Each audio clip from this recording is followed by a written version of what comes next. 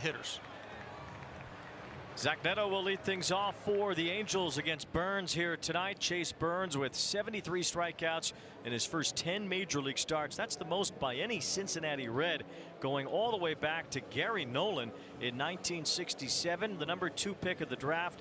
And with Hunter Green out and with Nick Lodolo out, the Reds are certainly hoping that Burns can carry them in the rotation for now, along with some of the others.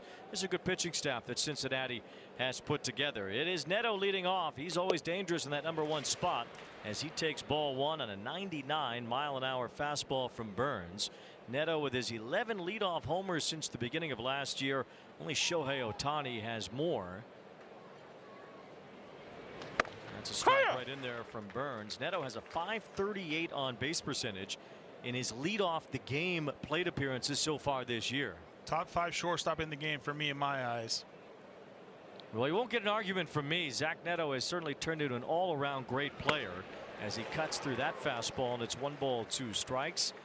Neto has put together a couple of 20-20 seasons, even a 25-25 season, and he's thinking 30-30 might be the next one around the corner.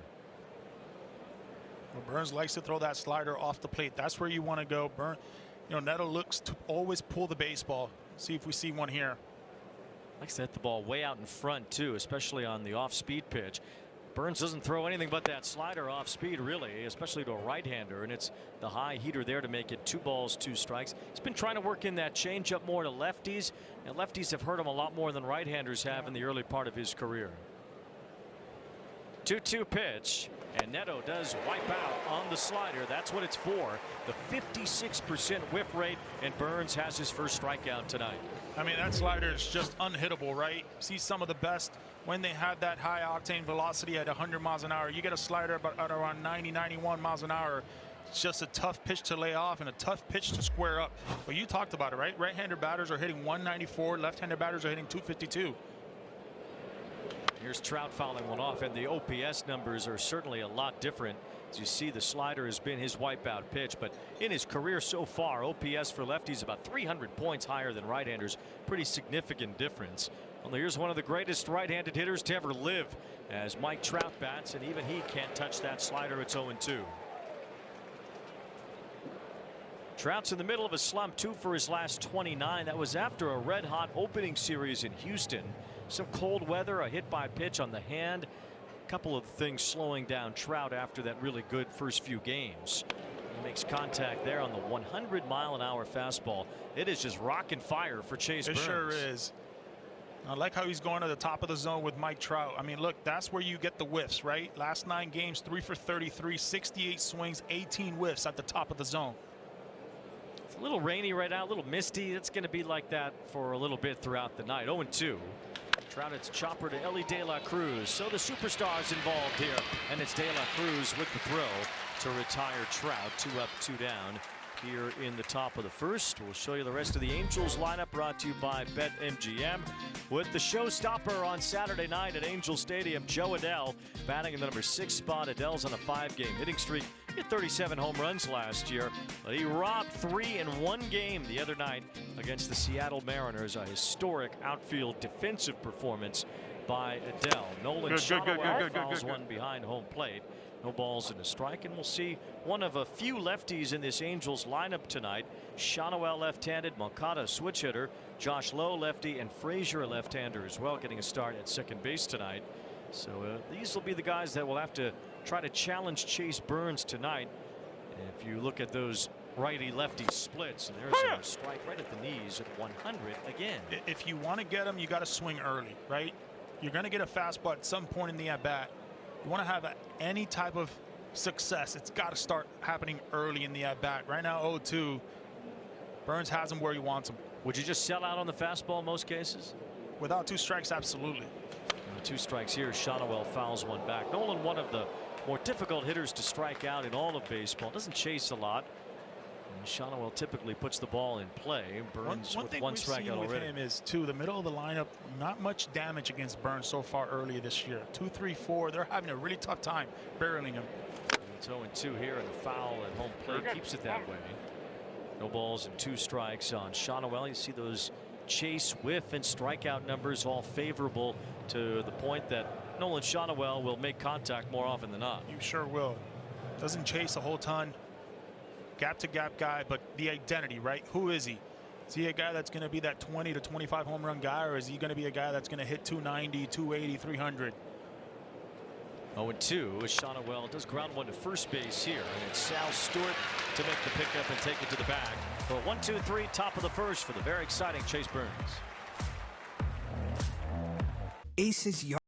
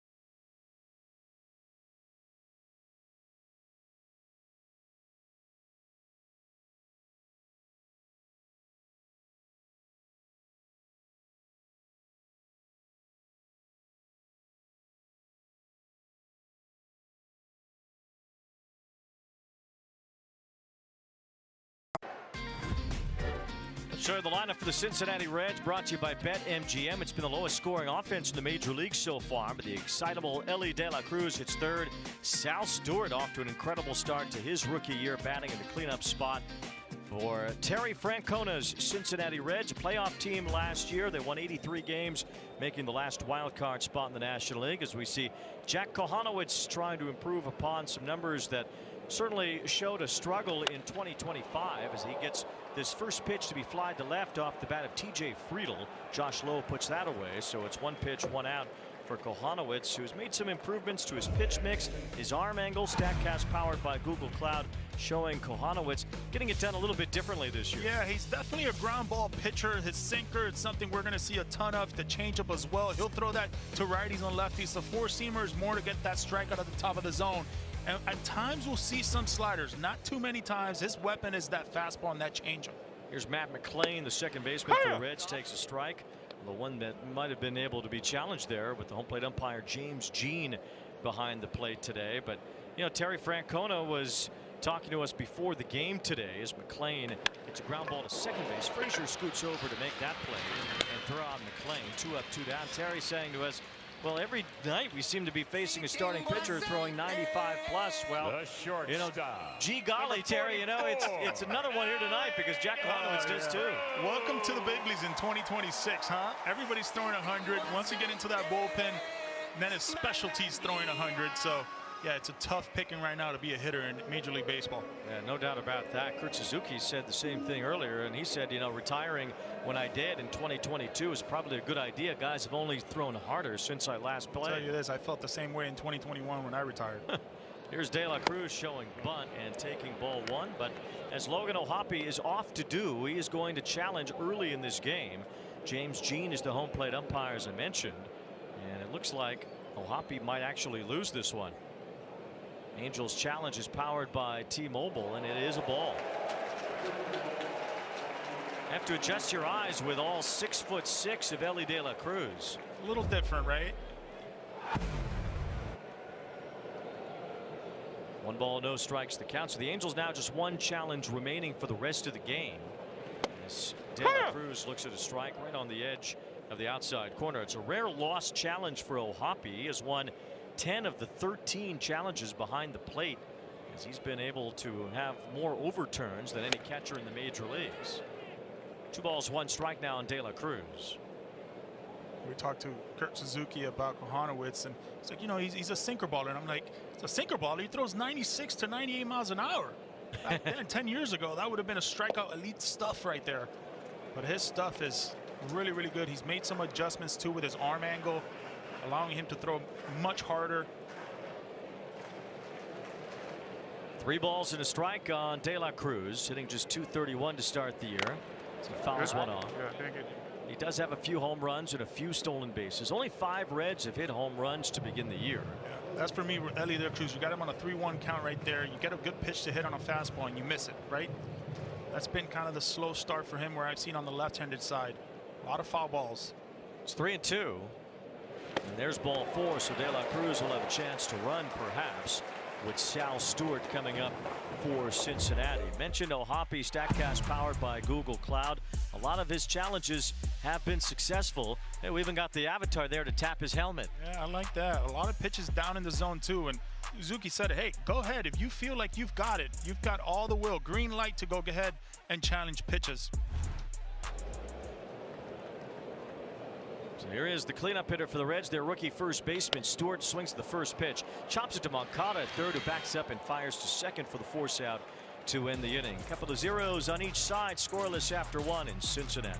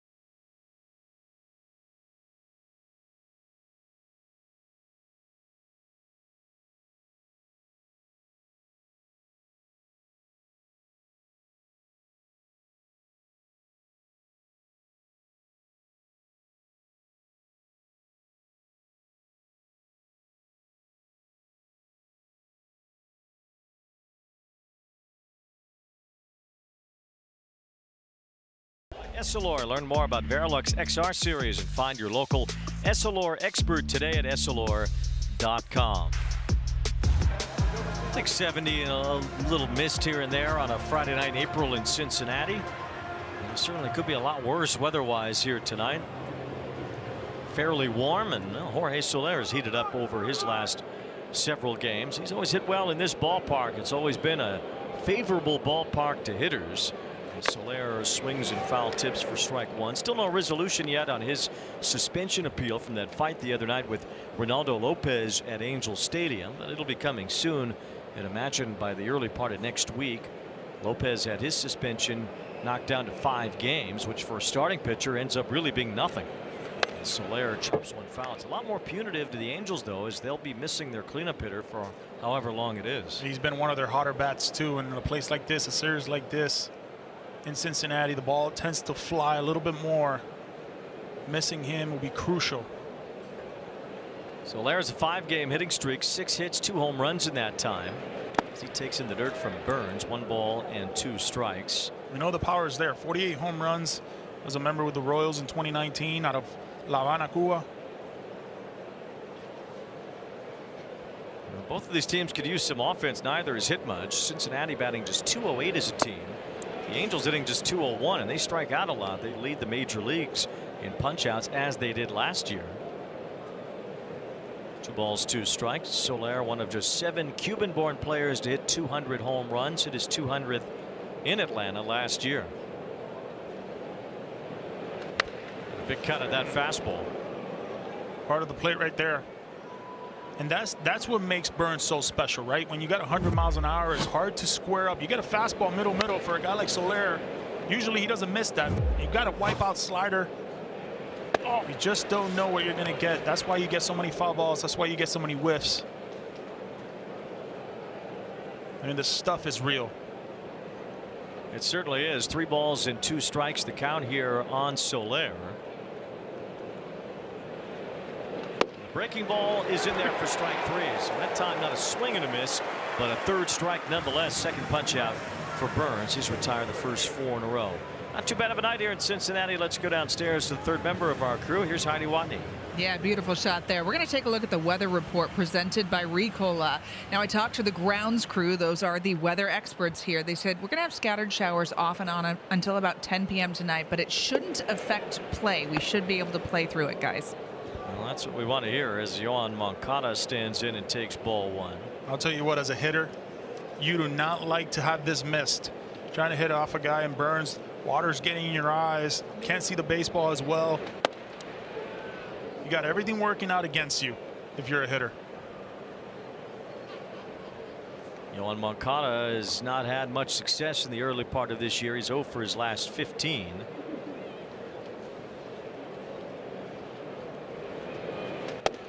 Just off the outside corner from Burns. Moncada overall just 3 hits in his first 36 at bats. One of them is a home run.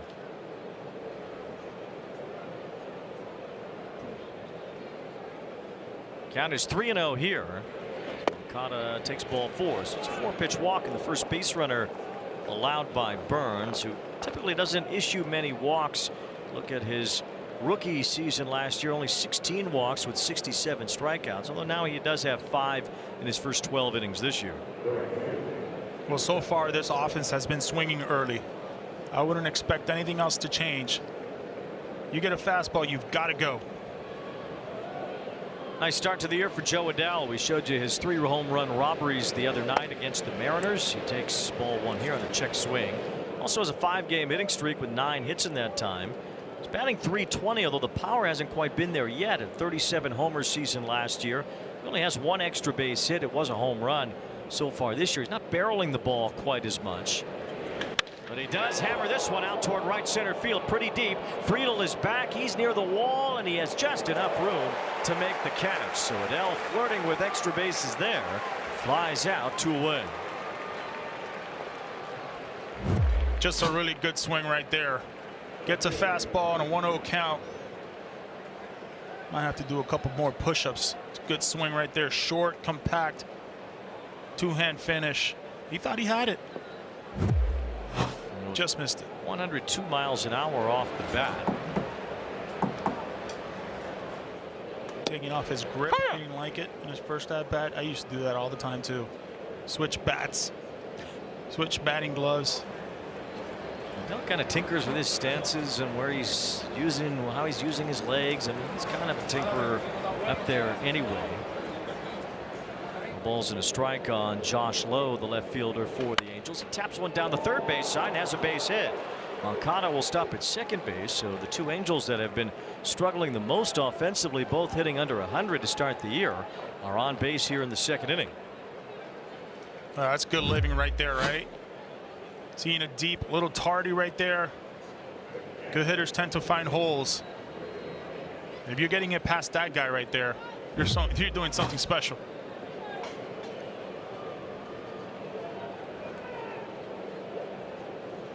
So runners on first and second as Logan O'Hoppe stands in.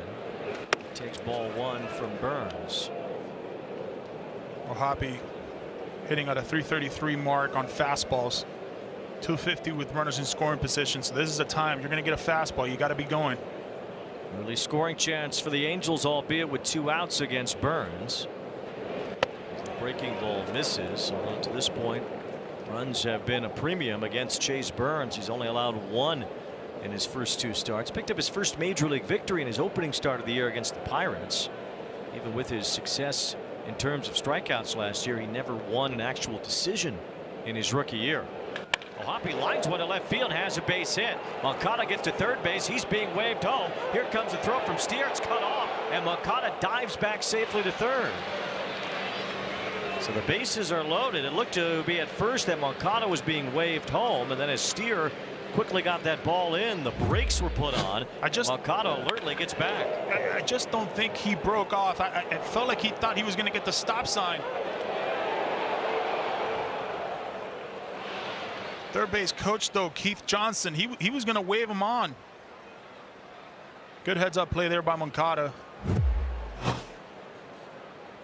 Reds, are they asking for any sort of challenge? I wonder if actually Terry Francona is asking if Keith Johnson, the third base coach of the Angels, made any contact with Moncada there, which you're not allowed to do.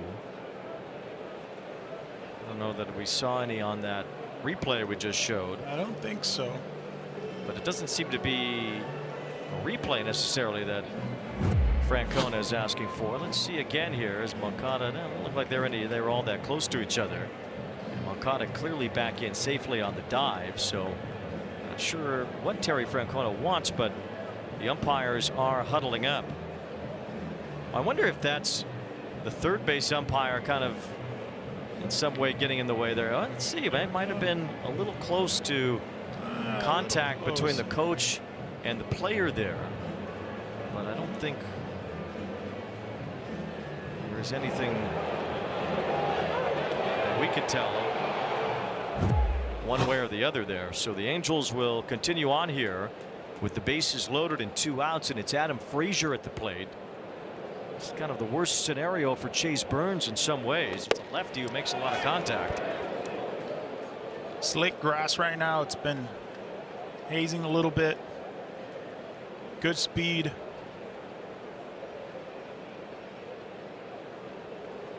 One ball, no strikes on Frazier, and he takes ball 2 upstairs. This is where Terry Francona doesn't want Burns to live. Those 2-0, 3-0 counts. He says when Burns is flowing, he's throwing strikes earlier in counts. He falls behind here against Adam Frazier, 2-0. Now it is 3-0. Now you can keyhole him, right? Now you can wait for a strike. You can possibly wait for 2 strikes. It's been a little bit wild in this inning, and for a guy like this, it's usually early in the game. You don't let him get settled. Once he gets settled, it's pretty much good night. You get him those first 2 innings. Those are the times that you can get a guy like Chase Burns. Walk and 2 singles have loaded the bases, and now Frazier takes a strike right at the top of the zone.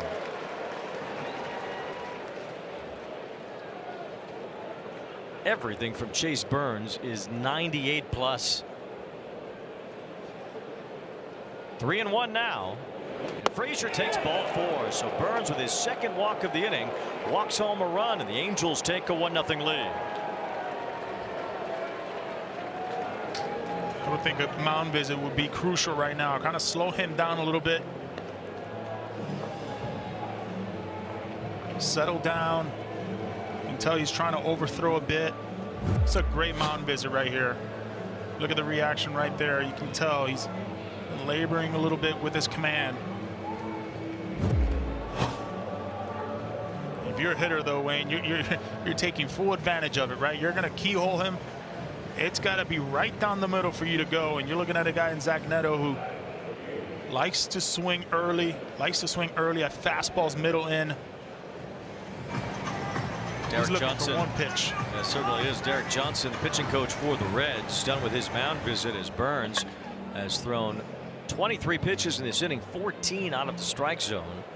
A couple of walks, couple of hits, and the Angels have their first run. Now looking for the big inning with their leadoff batter Zach Neto at the plate. 3 home runs this year on fastballs.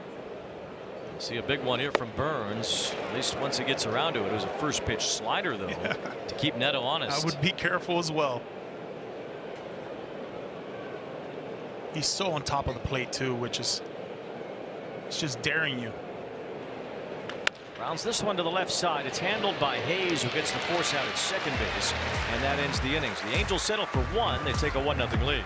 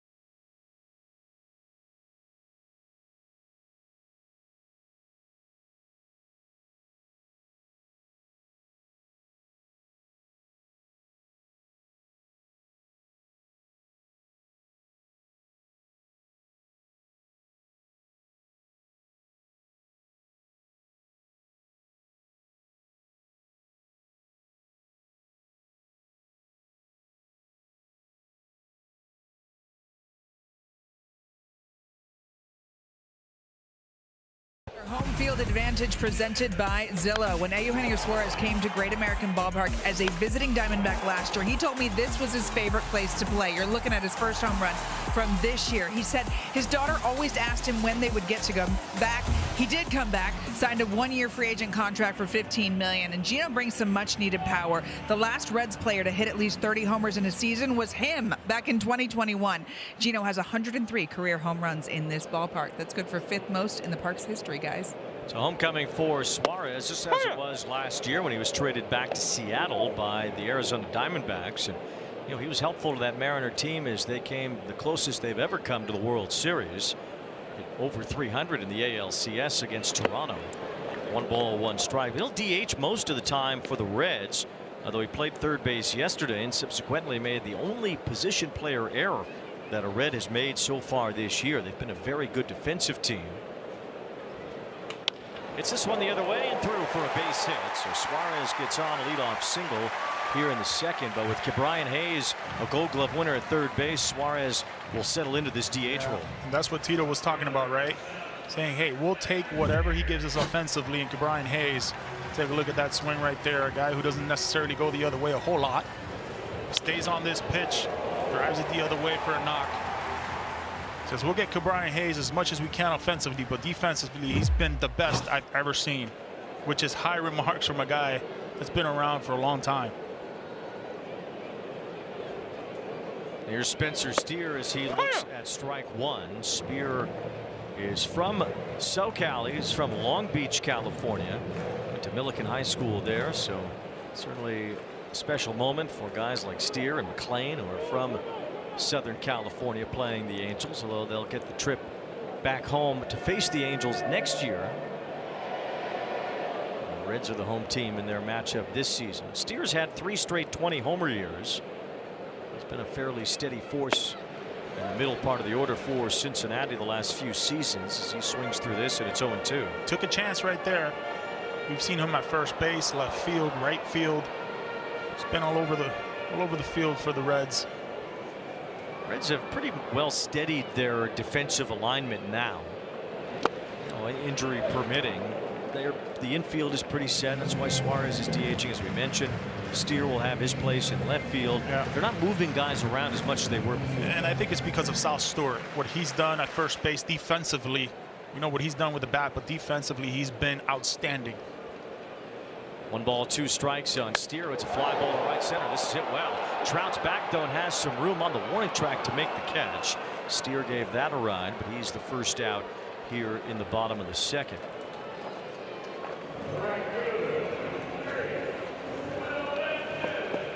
That'll bring up Will Benson, the right fielder tonight for the Reds. One thing Cincinnati can do is move guys in and out. Benson, one of those platoon type players, along with Dane Myers, another outfielder that can do the same, and Noelvi Marte, who's been off to a slow start. Loves the fastball. Always feels like Benson will find his way on a highlight show once or twice a week. Man.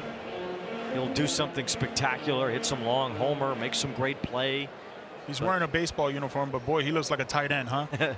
Yeah, or even a power forward in the NBA. I mean, he's a big guy, and he has incredible talent.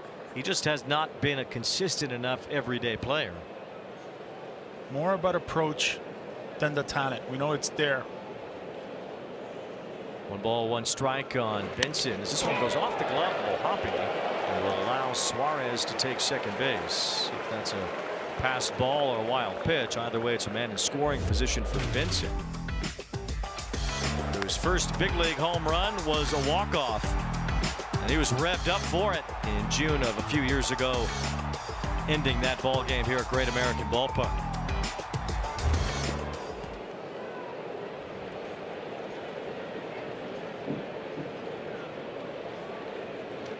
Fouls this one at home plate 2-2. They didn't call that last one a wild pitch.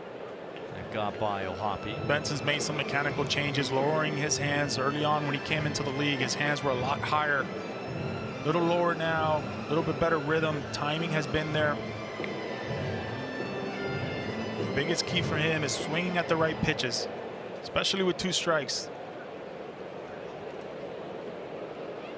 Swings and misses here. Kohanowitz gets him with the changeup, which has become much more of a go-to pitch for Kohanowitz. He strikes out Benson, and that's the second out here in the second inning. It's a harder style changeup, 91 to 92 miles an hour. It gets over it right there. You see the late swing, the late action right there. Out in front, just a really good pitch. And he's got 96, 97 in the tank as well. You got to respect it. Here's Tyler Stevenson, the Reds catcher. Kohanowitz using that changeup to tunnel more off of his sinker. He's thrown it twice as much as he did last year to this point. One of the better pitching coaches in the game, Mike Maddox. Great hire by the Angels this year. He was with the Rangers. Stevenson fouls this one away. 1 ball, 1 strike. And Mike Maddox, you could argue, was the Angels' biggest offseason pickup. A lot of talented pitchers, plus more on the way in their farm system. So the Halos really needed someone like this come in and teach these guys how to pitch more effectively at this level. Like the Rangers in ERA last year. 1 ball, 1 strike. As Stevenson lifts one to right. That's the jet stream here. But Joe Adell has some room, stepping onto the track to end the inning. Leadoff base hit, and that was it. Suarez left at second. 1-0 Angels.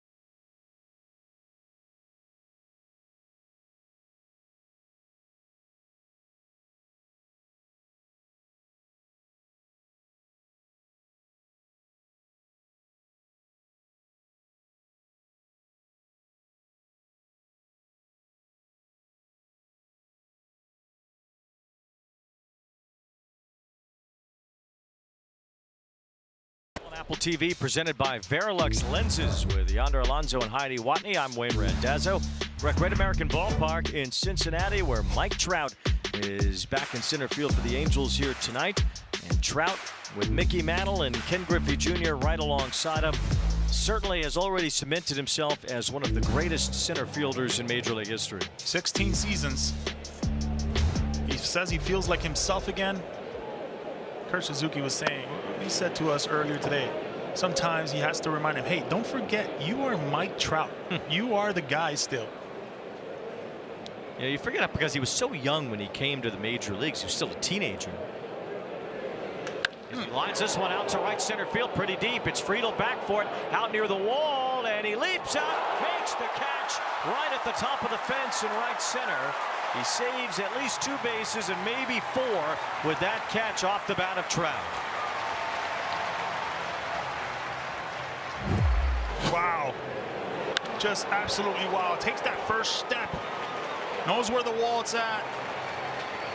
Just robs it from Mike Trout. Unbelievable catch. Well, we've seen him do that time and time again here. And Shonowell fouls one off. Hard to tell if that ball for sure would have gone over, but at the very least an extra base hit pulled away from Trout as he gave that one a ride out toward right center field. Bidding for his 407th career home run, which would tie him with Duke Snider on the all-time home run list. 1 ball, 1 strike. But the point about Trout coming up as a teenager, and you mentioned his 16th year now in the major leagues, he's still only 34 years old. He still could have some good years left. You look at the active position of players of WAR, he's the leader, right? Then is Mookie Betts, then Freddie Freeman. He's missed so much time, but he's got an 87.9 WAR. He doesn't miss all those times. He's at 100. Yeah, he's already right up against George Brett in the all-time WAR list. So he's special. A one ballot, no doubt Hall of Famer.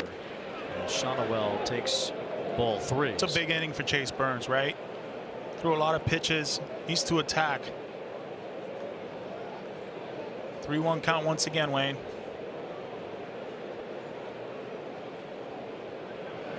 There's a fly ball towards shallow right. Didn't quite make it to the outfield as Stewart grabs that 2 outs. Well, Trout has certainly had his own home run robberies in the past. We flash you back to Baltimore early in his career, and Air Trout going high over the wall at Camden Yards. No better place to rob a home run.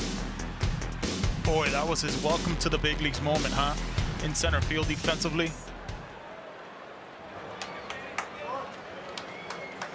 2 out with the bases empty here as Soler stands in. Struck out his first time. And whiffs on the slider in this second at bat of the day for Soler. Just 2 strikeouts in the first 2 2/3 innings for Burns. Look at this Angel lineup, and a team that strikes out quite a lot against a strikeout heavy pitcher in Burns, and it hasn't quite matched up that way early on. 2 sliders for 2 strikes on the big man Soler. Those are the better sliders he's thrown so far today. I mean, it's knee high, you think it's a fastball, and then it just falls off the table. I would repeat it. Might as well. 2 awkward swings from it. And he tried, but that one too much in the dirt, and Soler laid off. You talk to Soler, his approach is right, and he's going to right center. He's able to stay on pitches better. Saw what he did in the World Series with the Braves. MVP. Reaches out and lines this one over third for a base hit down the left field side. Steer goes to get it. Soler heads for second base, and he'll have a 2-out double. Slider stayed up enough for Soler to wrap his big arms around it and yank it into the left field corner. He's just so strong, right?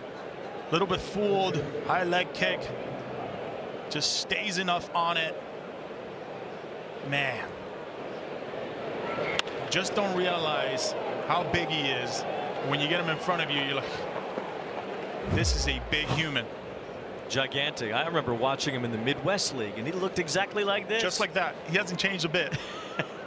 That's what it is, Wayne. It's the Cuban in us. I guess so. Strike to Moncada, another Cuban at the plate. Moncada talked about, and you could probably relate how much it meant to him to play for Cuba in the WBC. Yeah, absolutely. You only get a few chances to wear a uniform. It's right in there for Burns, and it's 0-2. Moncada walked and scored in the second. Remember Moncada with Boston when he first came in as the international draftee, all the hype with him. He was the #1 prospect in all of baseball at one point.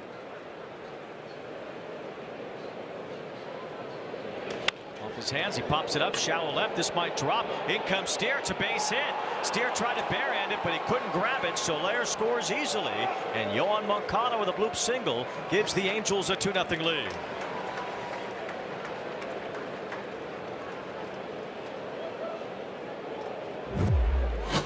Sometimes it's better to be lucky than good. You get a fastball right there. And I was thinking the slider was in play. It's the wipeout pitch. It's the whiff pitch. Throws him a fastball, and Moncada just does enough of it. With 2 outs, Soler has no need to stop. He just got to keep going. Once he sees that ball land, he's got to be able to score. Strike to Joe Adell, who flied out to deep center his first time. Yohan Moncada 3 for his first 36, but tonight a walk and a run scored. Now an RBI single on a bloop, and now he's taking off for second as Adell shoots one in the air deep right. Benson is back. He's near the wall, and he makes the catch. So Adell has flied out twice to a couple of warning tracks today. Mike Trout got robbed of an extra base hit to start the inning. TJ Friedl with a great grab. The Angels did score a run, and they have a 2-0 lead.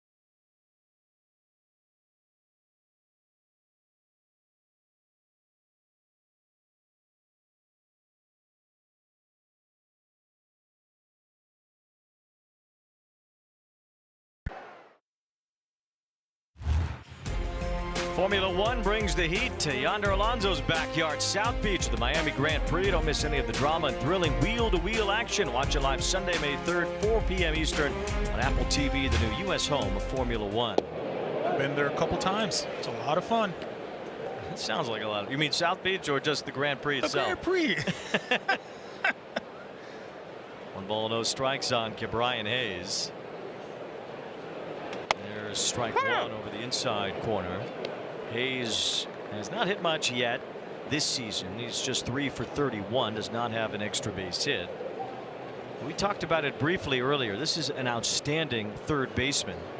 As Hayes hits a chopper to short, Neto comes in to grab the high hop, one away. So there's more patience for a guy like that because he's saving you so many runs at third base. And as you said, Tito called him the best defensive third baseman he's ever seen. Yeah, it's the second week of the season as well, right?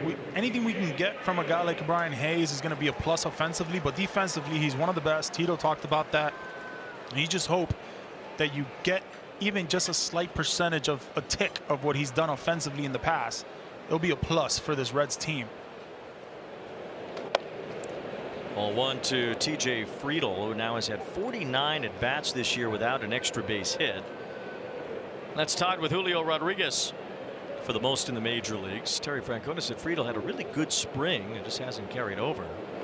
As a strike lands from He Kohanowitz. talked about shifting the field a little bit. You know, he's put a lot of balls in play, and when he doesn't put them in play, there are a lot of hook foul balls. Once he stays to the middle part of the field, good things are happening for him. Forget too, he can steal some base hits on the ground. He had a lot of bunt base hits last year. 4 infield singles already this year. So that's an element of Friedel's game that can maybe get a guy going. As Kohanowitz misses with ball 3. He's the perfect leadoff guy. Sees a lot of pitches. For the most part, gets into good counts. Kind of Brett Butler-ish in that regard, although he said Lenny Dykstra is a kindred spirit in the terms of the way that he plays overall. Swing and a miss here, and it's 3-2. That's a good 2-seamer right there. Just fell off right out of the table. You think you're on it, you think you're going to barrel it, then it just dives away from you. Matt McLean on deck. 3-2 the count on Friedel. Kohanowitz has only allowed 1 hit first time through the order. Wave and a miss, strike 3. A couple of good 2-seamers back to back as Kohanowitz comes back from 3-1 to strike out Friedel. Well, score big on authentic gear. MLBshop.com. Official jerseys and memorabilia to hats and hoodies. We've got the season covered. Scan the QR code right there. Visit MLBshop.com, the official source for your favorite team's gear. That's the new Red City Connect. They're going to debut it tomorrow against the Angels in Game 2 of this series. And, you know, I like that one because it's red. They are the Reds. What the all-black one? I don't know. I love them too. Sweet lids. Yeah. All the uniforms that they've brought out this year are pretty sweet. Padres have a new one. Royals. Padres, Rangers. Dia de los Muertos. Yeah. Inspiration to them. Those How about the Braves? The powder blues. Cool, yeah. Throwback in some ways. Very. They used to wear those. Not sure where the Brewers were going with the Wisco on the front of the jersey, though. To be determined. Yeah, well, I determined that I'm not sure. 1 ball, 1 strike. And that just missed. Remember, the Angels already used up a challenge, so those close ones are going to be probably kept in their pocket until later. Suzuki talked about that. I like to keep one till the end of the game, just to let the umpire know we still have one. 2 balls and 1 strike, and a chopper to third, easy for Moncada near the bag. Slings it across. Shonowell redirects his feet to hold the bag, and it's a 1-2-3 third for Jack Kohanowitz.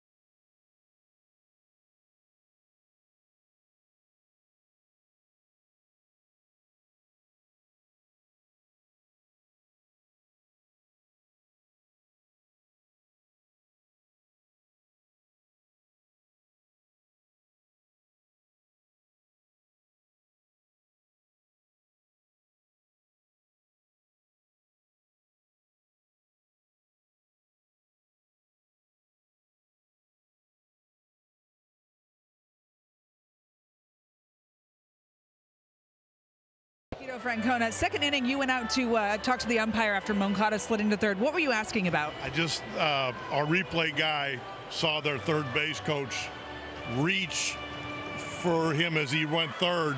I just wanted to see if he assisted. We were kind of reaching there.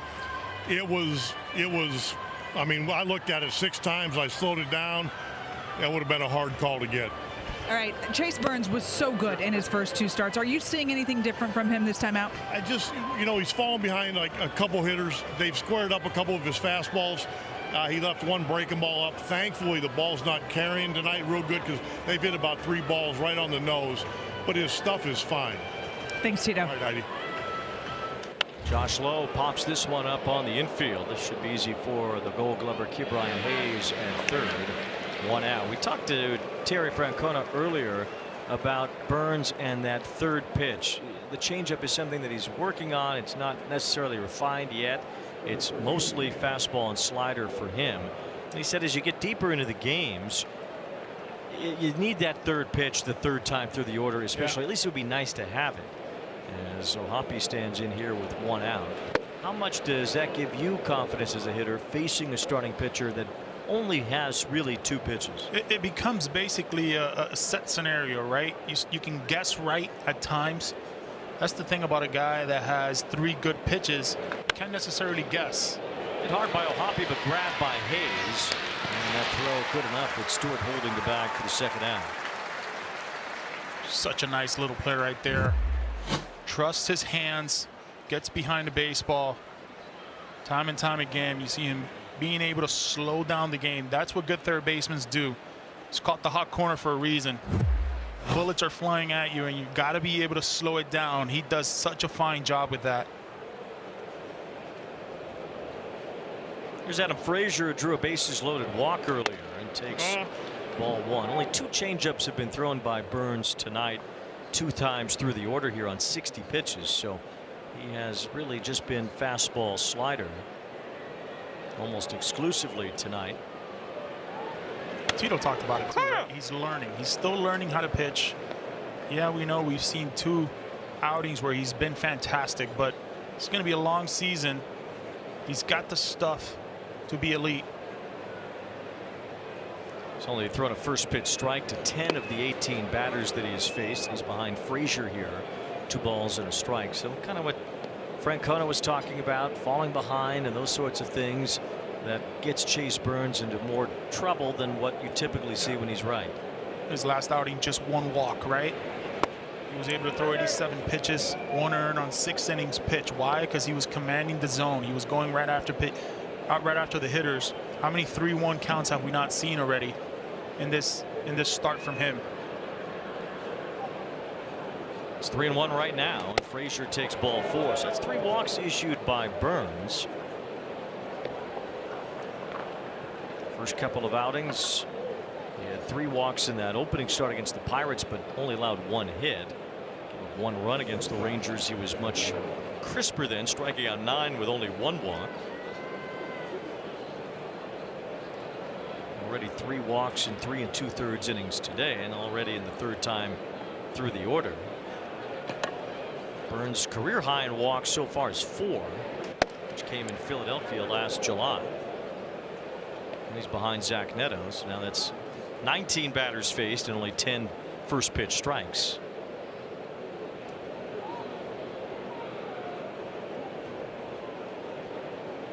Neto grounded into a fielder's choice with the bases loaded earlier. Both of these teams leave a lot of men on base. Yeah. There have been 4 different occasions already this year where both teams have stranded at least 10 runners.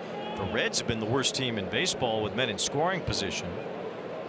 I talked to Chris Valleca, the hitting coach for the Cincinnati Reds, and says, you know, we got to continue to have opportunities. At some point, it's got to change.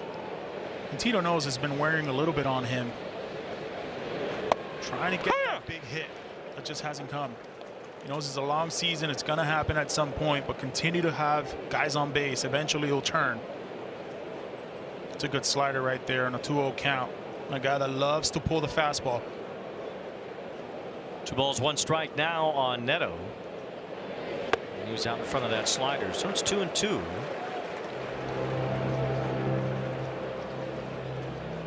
Burns fighting it a little bit more tonight, making his 3rd start of the year. You're seeing Tyler Stevenson too, not going with the fastball. Made an adjustment here. It's the one pitch he's been able to land more consistently.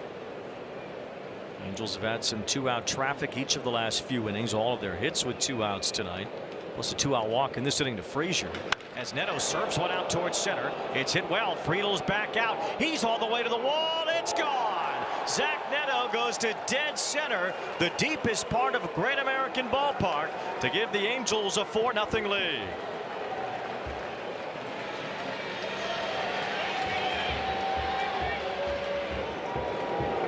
Home run number 5 for Neto, and that one was crushed. 10 home runs on pitches over 95+ since 2025. One of the top premier shortstops in the game. Gets the fastball, stays short with it, and he knows it's gone as soon as it left his bat. Elite power, and when you're throwing him fastball over 95 miles an hour, more than not, he's going to make you pay. Strike 1 to Trout, 417 feet, straightaway center field. And again, with 2 outs, the Angels get more offense. All 4 runs and 5 hits have come with 2 outs against Burns. Strike 2 to Trout. It was just 4 pitches for Burns to get the first 2 outs of this inning. Then the walk to the number 9 batter, which he pays for dearly. Another 2-out hit. Here's Trout lifting one to left center field. This one's hit deep. Friedel's back to the warning track. He's at the wall again and makes the catch. So Trout has had 2 deep flyouts tonight, but Zach Neto got everything he needed for a 2-run homer. Out to straightaway center field. The Angels in front 4-0 here in Cincinnati. It's just another day. It's just another day in sunny California. Bag after bag, yeah, we getting to the money. Party all night with the stars to the morning. I'm a West Side veteran. You know the lettering.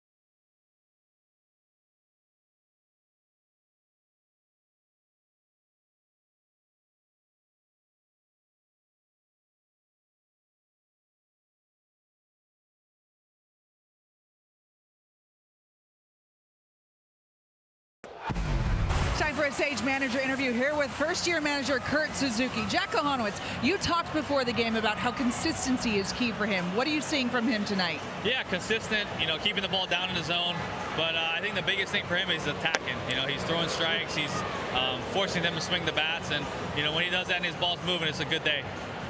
Tito just told me the ball is not flying tonight, but Neto was able to get one to straightaway center field. You said you've challenged him to be more of a leader on this team. How did you see that in him? The confidence, he believes. He believes that he's one of the best players in the league. And when a guy's like that, I love that. I love that confidence, and, I want him to take on a bigger role and, challenge him to be that leader. He loves challenges, and, it's a good thing for him. All right, thanks, Kurt. All right, thank you. Well, what a breath of fresh air Kurt Suzuki is as a major league manager. He talks about being a manager of empathy, and he discussed that quite a bit with a former teammate of his, Stephen Vogt, as De La Cruz grounds one to first base. Shonowell will handle that for the first out, but he really wants to treat these men like men. He doesn't really want to treat them like entities or just assets to what they're trying to do as a team. He wants these guys to have their own individual personalities and his own individual relationships with them. And he's played with a lot of these guys, so he's been in the trenches with them. He knows what it takes. He knows what gets them going. High-end communicator. One out as Sal Stewart stands in as he takes ball one. Did you ever play for a former teammate as a manager? Not a manager, but a bench coach, Mark Hodson. He was basically a second manager on that team. Well, as many know, I do the Angels games usually with Mark Gubicza on the Angels broadcast, and you know, Gooby always says that he played for 3 different former teammates as managers. That's awesome. And he loved it. Yeah. Swing and a miss, an awkward swing at that by Stewart. 2 balls and 1 strike. You see Jack Kohanowitz, a much different looking pitcher in 2026 than 25. He sure has been. Rarely see Sal Stewart on a 2-0 count swing like that. Here's a ground ball to second base off the bat of Stewart as Frazier throws him out. 2 up, 2 down. Kurt Suzuki, who had a very long and distinguished playing career, 16 major league seasons, won a World Series with the Nationals in 2019, and he's been around the Angels the last few years as a special assistant, so he wasn't coming in cold by any means, and he was at the end of his career as an Angel too, so he just kind of stuck around the organization. Really a great story. A kid from Hawaii, he wanted to play at Cal State Fullerton, rejecting a full ride scholarship to the University of Hawaii, as he said he wanted the challenge of playing against the best of the best. And that challenge continues now as a first-year big league manager for Kurt Suzuki after that long playing career came to an end a few years ago. One of 8 new managers across the majors, first Hawaiian native to manage a big league game. It's important. It's a big deal. Ball, 1 strike on Eugenio Suarez, but an easy guy to root for. And in terms of what the Angels players think, he's an easy guy to play for.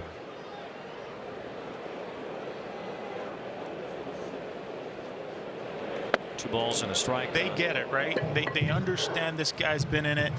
He's been a starter. He's been an all-star. He's been a bench role guy. He's been a quiet coach, leader in a dugout. He knows when you're playing hurt. He knows when you feel good, and he knows when you're going through it. He knows how to talk guys up, and doesn't Terry Francona have a lot of those attributes too? I mean, look at the career he's had now as a major league manager, over 2,000 wins. He's 11th on the all-time wins list. I mean, you're seeing in terms of age a juxtaposition in the managers, but in terms of their style, I don't know that they're all that much different, although Suzuki's style is still kind of to be determined, right, as it's ongoing, learning his style just a couple of weeks in. But you could see a lot of the same things that Terry Francona has used to be successful. Here's a pop-up from Suarez, and Jack Kohanowitz tonight has put together a real fine outing so far. He's outpitched the big prospect Chase Burns. 4 scoreless innings for Kohanowitz.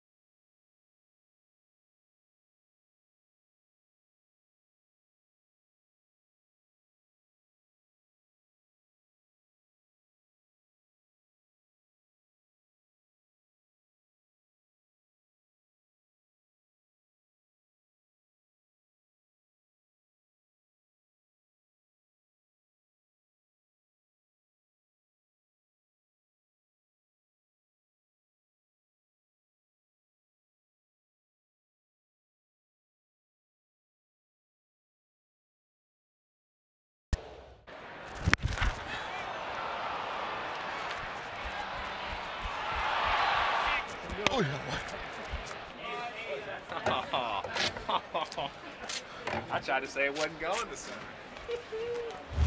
Knowing Zach Neto, and you know him probably better than I do even, you work off with him a lot in the offseason in Miami. As Nolan Shotwell leads off here in the 5th and rips one right up the middle, but De La Cruz in a good position for the out, one away. That having a mic'd up segment without Zach Neto saying a lot seems almost impossible. I mean, you couldn't have said it any better than that. This is a very talkative and confident and brash sometimes individual. I saw him in the clubhouse. He couldn't stop talking. It's just, let's go hang out in the food room. Let's talk. I have to work. I have to do something. I'll see you later then. One out as Soler takes ball one. One of the elite players, not only just player, but the way he acts and the way he carries himself. He is a lot of fun to watch. He's an excellent defender. He's become a very good offensive player, and he's starting to become a leader for this franchise. And he's still just 25 years old. And you mentioned, and I've said it too on Angels broadcast, I think, and you think, he's a top 5 shortstop in the major leagues. Here's a chopper to another big-time shortstop as Ellie De La Cruz throws out Soler. 2 up, 2 down here in the 5th inning. Play Ball is baseball's global youth initiative to highlight the fun and accessible ways to play our great game. To learn more, including how to find a league near you, scan the QR code or go to playball.org and follow @playball on X, Facebook, and Instagram. Michael Lorenzen from Southern California. There's Big Dave Parker, the Hall of Famer. He's with the Reds and the Angels near the end of his Hall of Fame worthy career. Of course, the Pittsburgh Pirates, where Parker did most of his great work. Spent some time with the A's too when they were really good in the 80s. Brandon Phillips going to get inducted into the Reds Hall of Fame this year. Certainly an incredible Cincinnati Red, Brandon Phillips. 1 ball, 1 strike on Moncada. He's been on base a couple of times tonight. A walk and a run scored, plus an RBI single. I mean, when I was here, on the left was Brandon Phillips, and I was a rookie myself, and on the right I had Joe Morgan. Talk about second base play for the Cincinnati Reds in their time. Brandon Phillips, a Gold Glover. Joe Morgan was arguably the best. And your locker was right next to Joe Morgan. I was in between them. Big leagues. Those talks were a lot of fun early on when I would get to the field. And number 8, of course, retired by the Reds. Done a really good job here paying homage to their incredible history. And of course, the Big Red Machine, a huge part of that. 1990, their last World Series win, but this franchise goes back so long. The oldest. 3 balls and 1 strike on Moncada. Try not to forget about those early days either. They've done a really good job wrapping their arms around the history and paying tribute to Pete Rose too where they can, including those 14 smokes, the 2 smokestacks with the 14 bats out there in right center field with 7 bats on each one. Ball 4 to Moncada, and he's been on base for now 3 times today. They are 14 bats. You can count them yourself. 2 out walk. Joe Morgan was a 20-50 guy 3 different times in his major league career with the Reds. Eric Davis did it a couple of times in the 80s when he was a bright young superstar for this franchise, and now Ellie De La Cruz has one of those seasons under his belt as well, as Joe Adell stands in here with 2 outs. It's a fly ball to right toward the right field corner. It's Benson moving near the line, and just enough room to make that catch in foul territory to end the inning.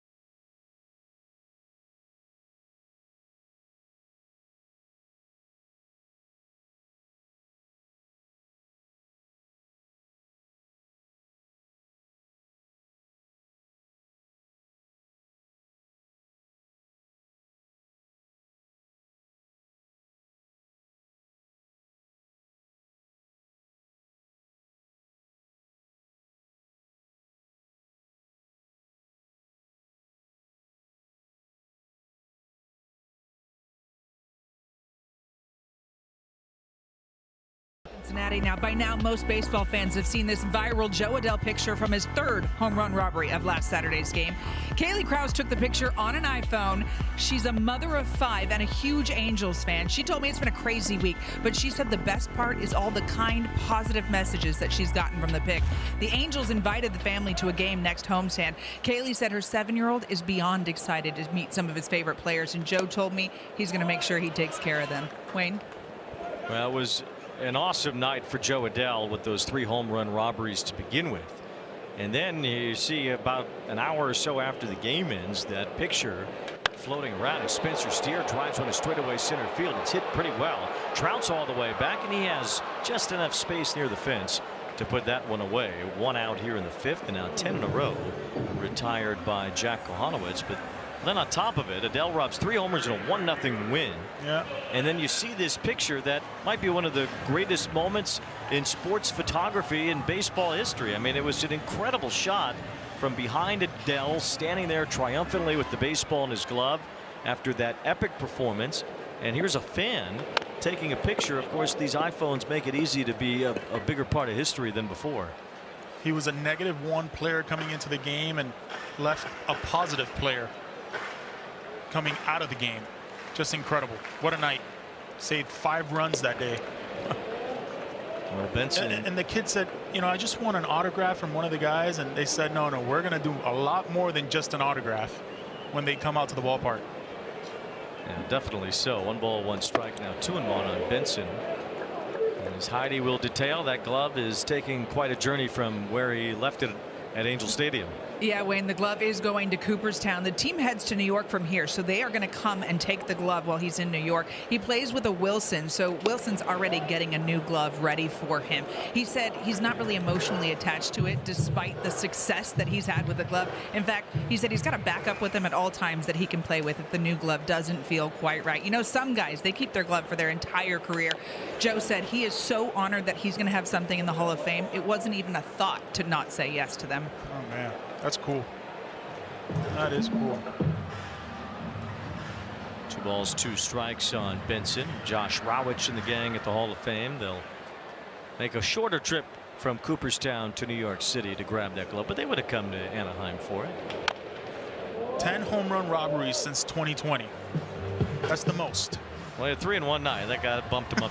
Bumped them up quite a bit, didn't it? But Angel Stadium, it kind of plays for the home run robbery anyway. You have that very short wall in the right and left field corners. I wish that all stadiums had that. I know. It's reachable in every spot. Good. Ball 3 to Benson. Even here in Cincinnati, left field and left center, it's impossible to rob a home run here. But in Angel Stadium, there is no spot in the outfield where you can't rob one. Ball 4 to Benson. As Kohanowitz allows a base runner for the first time since Eugenio Suarez singled with nobody out in the 2nd inning. If you're going to have any success against Kohanowitz, you got to see him up. Benson did a great job there laying off of everything down in the zone. Usually the 5th inning, 6th inning, that's where it can get dicey for Kohanowitz to see if these Reds teams take advantage of it. Tyler Stevenson takes ball 1. Now Hoppy will go out just to make sure Kohanowitz gets that release point figured out. One thing with Kohanowitz, he's 1 pitch away, right? We know about that sinker baller. We know about the changeup he's thrown. It doesn't matter if it's to lefties or righties. Over 50% of the time, the ball is put on the ground when he's pitching. The double play is always in order. Certainly is. The Angels have led the major leagues in double plays each of the last 2 years. We'll take you around beautifully done Great American Ballpark here in Cincinnati. The new clock that Joey Votto presented. Yeah. Nice touch. Definitely so from one of the great modern Reds in Joey Votto. Count 1 ball, no strikes here on Stevenson. You kind of just throw away the numbers of last year for Kohanowitz when you want to make mention of any sort of trends or really anything that has had to do with Kohanowitz dating back to last season. He's so different now that you just can't even really consider that stuff as much. As Stevenson takes ball 2. He's a far cry from the pitcher that had the worst ERA in baseball last year. He's just a different pitcher. I mean, the way it's coming out of the hand is different. Delivery is different. His pitches are different. 3 to Stevenson. A lot of it stemming from the difference in arm angle. He's raised that arm angle a bit. Yeah. The pitch mix has followed suit with his arm angle. The count is 3 balls and no strikes on Stevenson here. And that's at the knees for strike 1. We asked Kurt Suzuki about it. He did some lab work, which most pitchers in the game today do. Figured out, hey, my arm angle is gonna go a little tick higher. I want to get more velocity, more tilt on that sinker. My changeup's gonna do more action on it. A couple of walks here, though, put him in some hotter water as the Reds look to turn the lineup over to the number 9 batter. Hayes batting with runners on first and second after back-to-back walks. Let's break them out a little bit. In 2024 and 2025, look at the arm angle where it's at. 28 inches, 30 inches. How about now? 37 inches. What's going to happen when you get some of that? Well, you're going to have more action on your two-seamer. You're going to get more ground balls. You're going to have more whiff on the other stuff like the fastball. And certainly, we've seen that here today. Hayes bounced out to third his first time. Good double play candidate if you are Jack Kohanowitz here. And you mentioned that with the ground balls. This is a guy who hits the ball on the ground a lot in Hayes. Okada is kind of tight on that line too. There's a big hole on the left side of that field.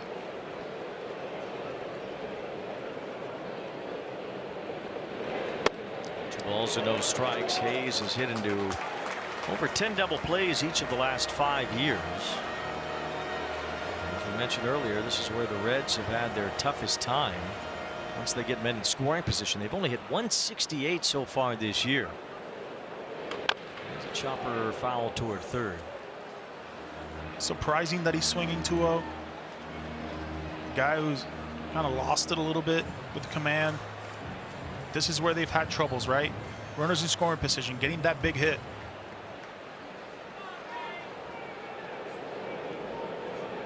Two balls and one strike on Hayes. That's over the outer part of the plate for strike 2. The late action on that pitch. There's just nothing you can do with it. The Reds have not had a game yet this year in which they've had more than 3 hits with a man in scoring position. They don't have any yet tonight. 2 balls, 2 strikes. And that's off the plate for ball 3. So big moment here. The Reds have the top of the order next. Kohanowitz has already walked 2 in this inning. He's in danger of walking the 7, 8, and 9 batters consecutively to load him up for TJ Friedl. 3-2 pitch coming to Ke'Bryan Hayes. And it's outside, ball 4. So Kohanowitz has gotten himself into a mess. Walking 7, 8, and 9 in the order. And now with the bases loaded, Mike Maddox will come to the mound. Good time for a mound visit. Slow him down a bit. Let him know that he's 1 pitch away from it. 21 pitches in this inning already.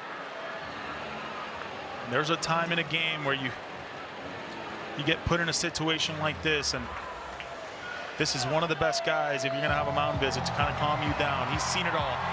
He certainly has. Been a major league pitching coach since 2003, and he's had a long career as a pitcher before that as well. Of course, the brother of the great Greg Maddox. Statcast powered by Google Cloud as we see Friedl taking extra bases away from Trout earlier tonight. He just gets a great jump on it. Sprint speed 23.5 per feet. Leaps and makes that catch. We've seen that many times from him. Here's the one thing in this situation though as well. Double play is pretty much out in order. He's got good wheels. So to turn it, it's got to be an absolute bullet at somebody for you to have any chance. The Reds have only hit into 5 double plays so far this year. Friedl has not hit into 1 yet, and you're right, he's much tougher to double up than the previous batter, Hayes. And there's ball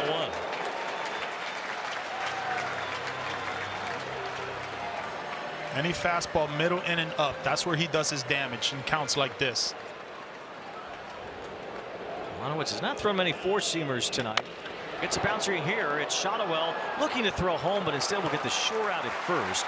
Benson got a good jump off third, and with Kohanowitz kind of running in that direction, Shotwell thought it might be better to just take the shore out and give up the run. And I would think so too in a situation like this. 4-0, you're up. You give up that run for an out. It's a high chopper. Benson was going on contact. Let's just get the out. Kind of see Shawano, or rather Kolanowicz, kind of get in the throwing lane too. And that, coupled with Benson's speed, made it just a better idea for Shawano to take the second out of the inning. Now ball one to Matt McLean. Here's a guy that's gotten up more on the plate using a heavier bat. He just looks a lot stronger. Had a great spring training. Hasn't correlated his success yet in the regular season. Here's a bouncer to Neto. Should get the Angels out of the inning, and it does. So Kolanowicz walks 3 but gives up no hits. The Reds get 1 run, and the Angels still lead by 3.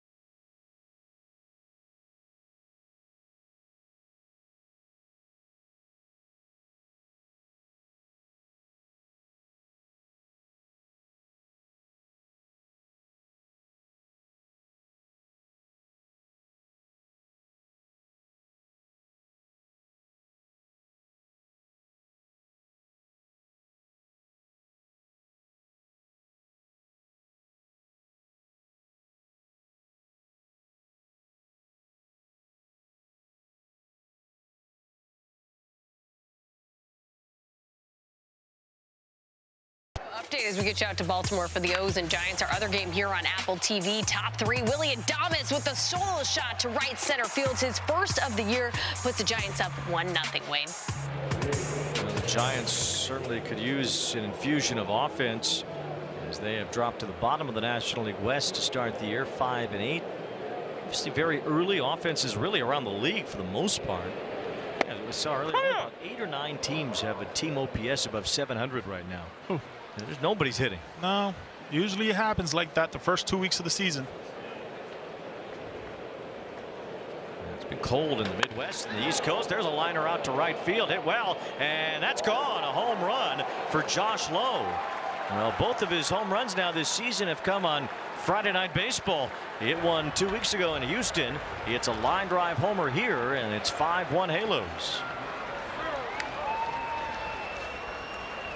He just absolutely turns on that pitch. There's a lot of emotions on that young man right there. His brother playing for the Reds as well. But takes this fastball inner third, gets on top of it. Boy, oh boy, that ball was absolutely crushed. On the line. That's got to feel really good. I mentioned at the beginning of the night, Moncada and Lowe entering today hitting under 100. And they have gotten on base in 5 of their 6 plate appearances combined tonight. Lowe has 2 hits, including that home run now. Moncada's walked twice and has a base hit. Talking to Kurt Suzuki about the continuity of the lineup. He says he really trusts the track records early in the season and believe that guys like Moncada and Lowe are going to get there. Right. So there was no need for any changes in the lineup. Let those guys play. Played well tonight. Chase Burns continues to have a rough one here. Hoppy held his swing. It's 5 runs, 6 hits, 4 walks issued. And for Burns, against a team that leads the majors in strikeouts, only 2 punch-outs in this game. It's all about command. He hasn't had it today. There's a drive left center field. Back for it is Steer, but he does have room here. Ohapi just missed it as Ohapi flies out. 1 away here in the 6th inning. Well, you mentioned Josh Lowe and Nathaniel Lowe. Their teams opposing one another here in Cincinnati. Their mother recently passed away, and for more on that, here's Heidi Watney. Yeah, Wayne, this is the first meeting between Josh and Nate since their mom, Wendy, passed away after her 2.5-year battle with brain cancer. Both told me that they miss her. Josh said he feels her presence every day. Nate said as terrible as her battle with brain cancer was, it brought the family even closer together. The brothers talk all the time. Nate told me he wishes he could give more baseball advice to his brother, to which Josh said, of course I listen to him. He's older and probably wiser. Wayne? Probably being, I think, the main word there, not taking it for granted. Although they were drafted in the same year, and Josh was a first-round pick. Nathaniel Lowe was not drafted until 12 rounds later. They were both drafted by the Tampa Bay Rays, and they came up through that system together for some time. There's a liner up the middle and a base hit for Frazier, as he's on base for the 3rd time tonight. So the Angels have another base runner with 1 out here in the 6th inning. Couldn't have been easy, though, to be brothers and coming up through the same farm system. The younger brother drafted way earlier than the older brother, and still have that kind of relationship. Absolutely. I'm just thinking here how excited he must have been quietly, though, when his brother hit that home run. You're thinking, okay, I can't show my emotions, but man, it's got to mean the world when you got the brother doing his thing. Well, Josh Lowe is a homer in front of his brother Nathaniel tonight, and it has virtually ended the night for Chase Burns, who comes out of the game here in the 6th.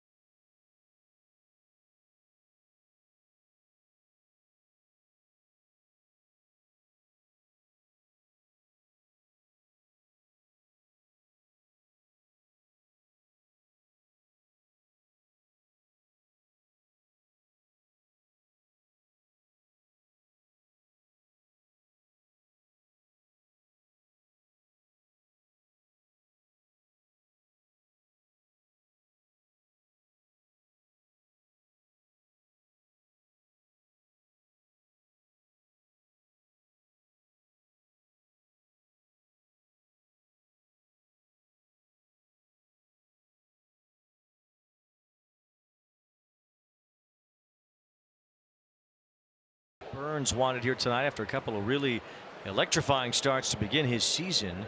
We saw a lot of the opposite tonight. The Angels had a really good approach against Burns. And Zach Neto homered earlier, lofts a fly ball to left center against the new pitcher Connor Phillips, and that's the 2nd out of this inning.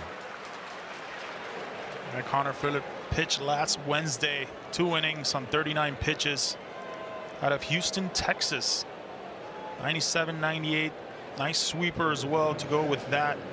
Opponents are only hitting 167. He's a guy that hopefully can get you 1 or 2 more innings. 2 outs with Mike Trout standing in. So he takes ball 1. Phillips is actually part of the trade that sent Eugenio Suarez out of Cincinnati originally. And Suarez and Jesse Winker were dealt to Seattle. Phillips was the player to be named in that deal, along with Brandon Williamson, who is starting tomorrow for the Reds. Justin Dunn and Jake Fraley. Line to left by Trout, hangs up for Steer, and that ends the inning. Josh Lowe with a home run, his 2nd of the year in front of his brother Nathaniel. pointing up to the sky after that one, the late Mother Wendy, as Josh Lowe gives the Angels a 5-1 lead.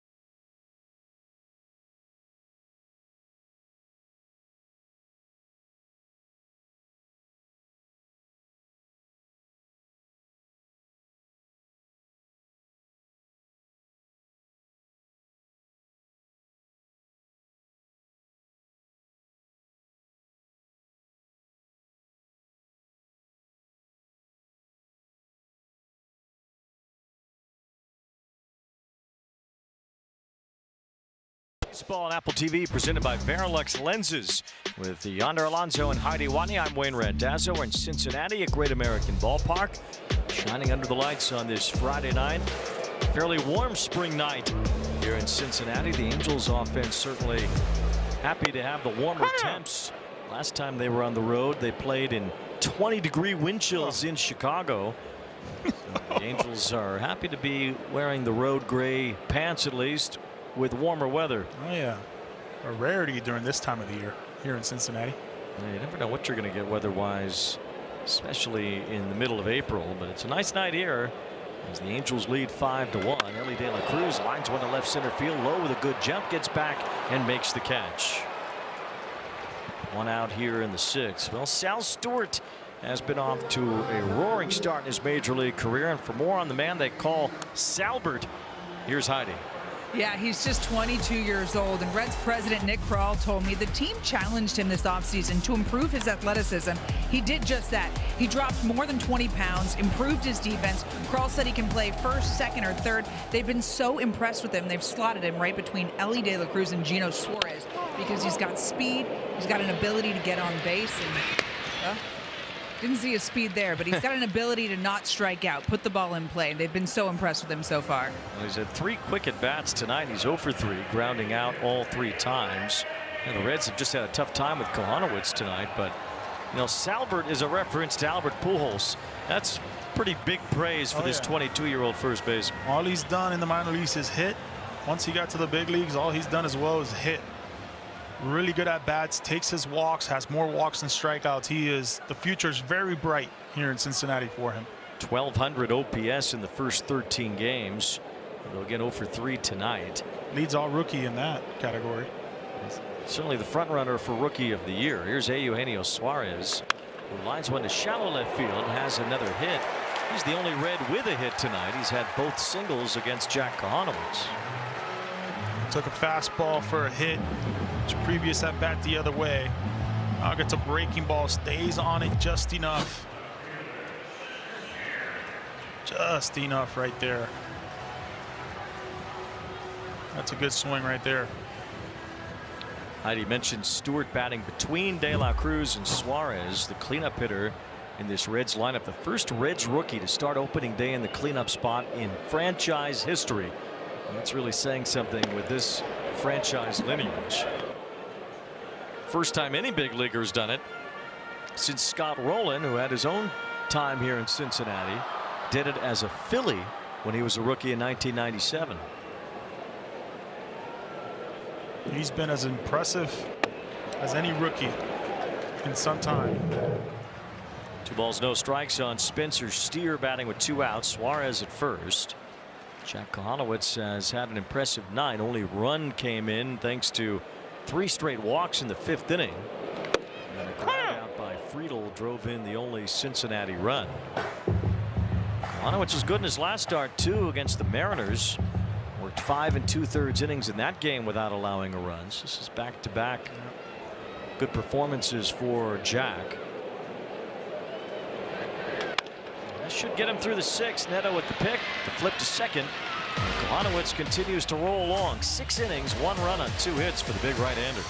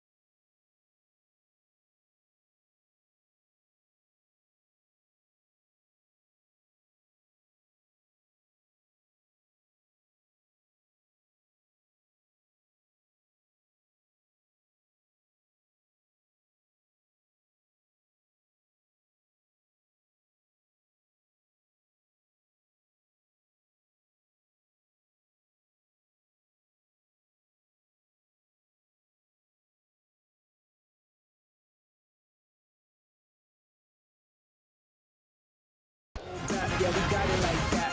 Kick drum, hit your whole body go crack. The baseline move, take it off of the map. We rock crowds every time we react.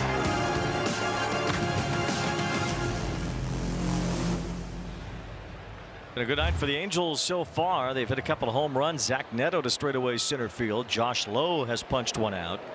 They put up 5 runs, 7 hits on Chase Burns, chasing him out of the game in the 6th inning. Burns also walked 4 tonight. And Shonowell takes ball 1 from Connor Phillips. On the other side, Jack Kohanowitz has been tremendous. Only 2 hits allowed, both singles. He's given up just 1 run in 6 innings. He's been fantastic. You know, his misses have been the right misses. Not missing over the plate much. That heavy sinker, that changeup has been really, really good today. Kohanowitz bidding for what would be his 2nd win of the year. I mentioned that good outing he had last time against Seattle. Well, that was in the game where Joe Adell robbed those 3 home runs, so he was able to keep 1 in the park thanks to Adell, and the other 2 after he came out of the game, but helped him lock down the win. I would be intrigued if they take him out, right? His last outing, 86 pitches as well. It's like they're going to let him go back out for the 7th. Yeah, right?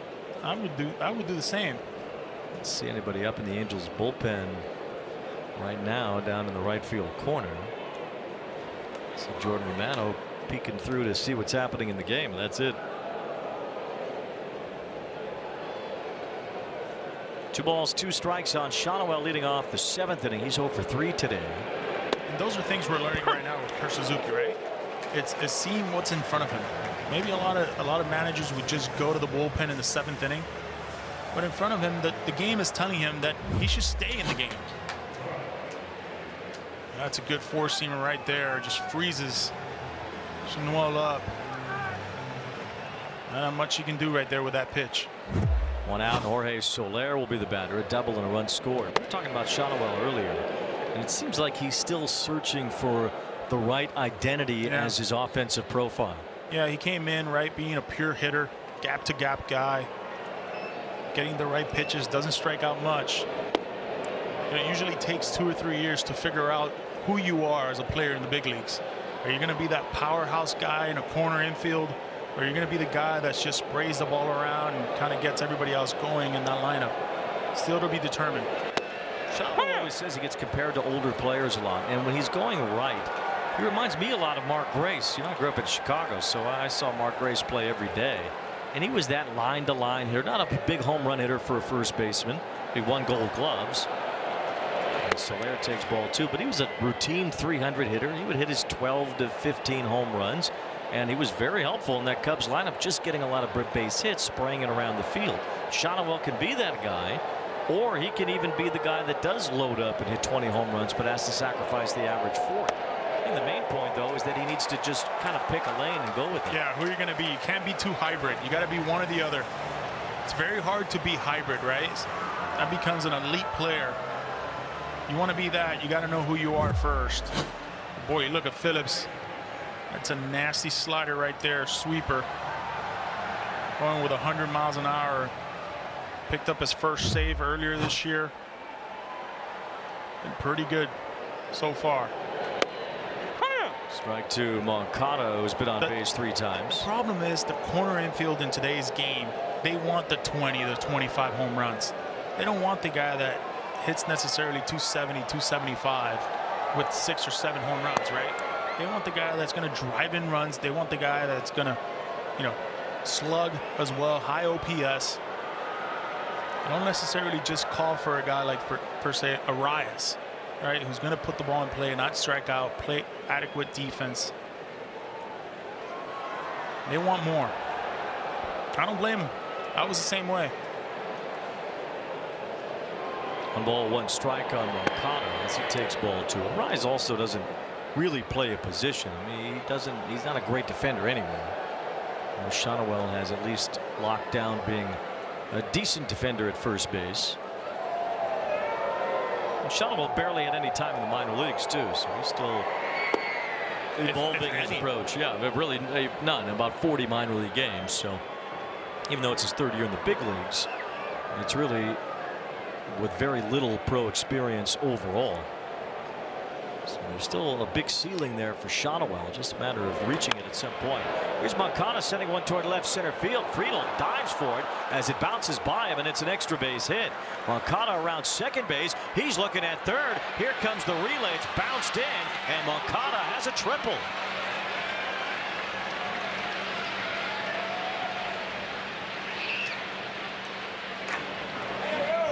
And with 2 outs, TJ Friedel laid out for a ball that he really wasn't close to.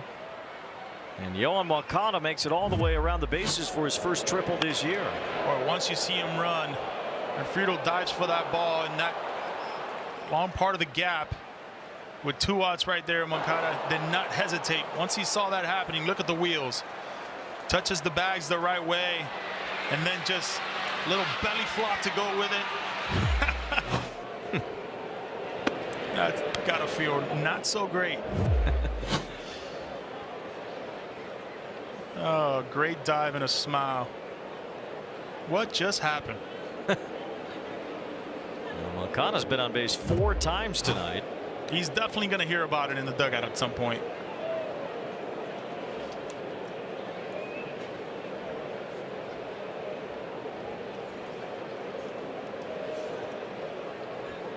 With 2 outs, the Angels have scored most of their runs tonight with 2 outs, just 1 exception on the low home run in the 6th.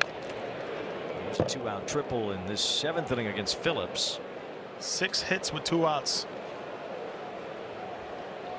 That certainly helps keep the line moving. And the Angels have taken advantage of that here tonight, scoring 4 times with 2 outs and a chance for another here. Moncada at third base.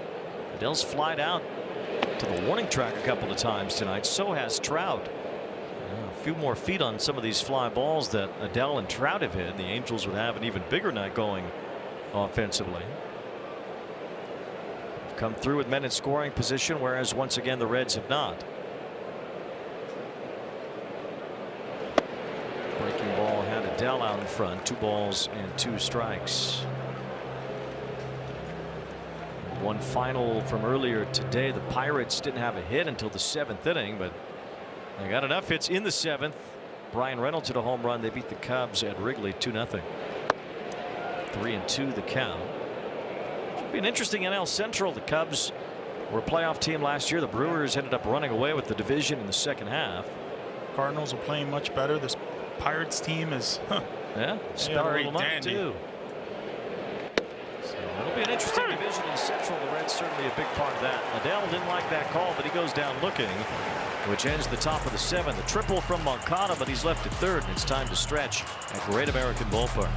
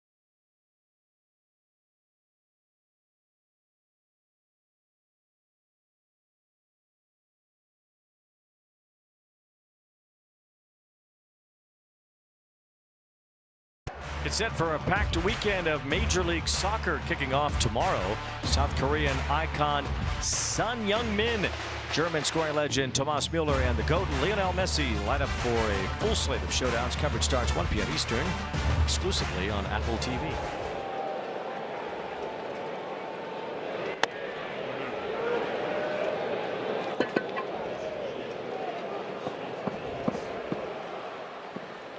Will Benson leading off here in the bottom of the 7th. Oswald Peraza, the new 3rd baseman for the Angels.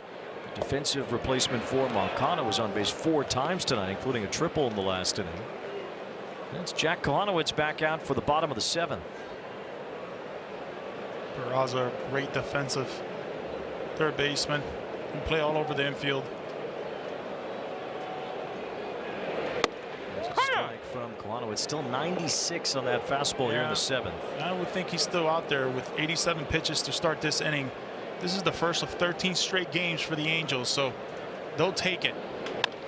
Soft bouncer. We've seen a lot of those tonight. Adam Frazier has this one away. Pitching decisions presented by Sage. It's been the sinker ball. Yeah, it sure has been. I mean, that sinker has been at this play.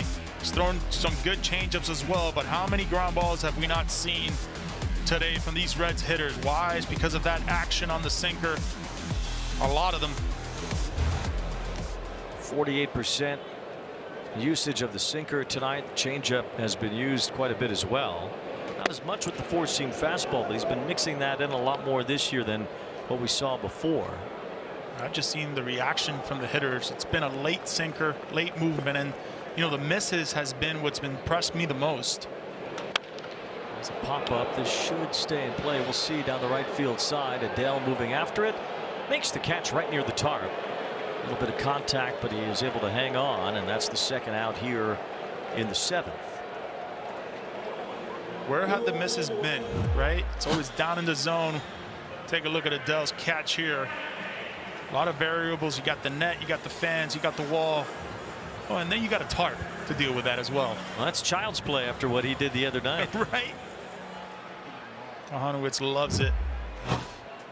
2 outs. Really interesting about the 4-seamer. There's a strike to Hayes. He hasn't needed it tonight because, as you said, the Reds batters have showed that the sinker is what plays in this lineup. Sure has been. This Reds team, even to start the year, right? Not many home runs, not many fly balls. I know they faced some good pitching. Started off with Pittsburgh, then the Rangers, and obviously the Marlins with that great staff they had. But fly ball right center. Trout with a good jump, angles back on the track, makes the catch. 1, 2, 3 in the 7th for Jack Hanowitz. It's been a breakout performance for him here tonight.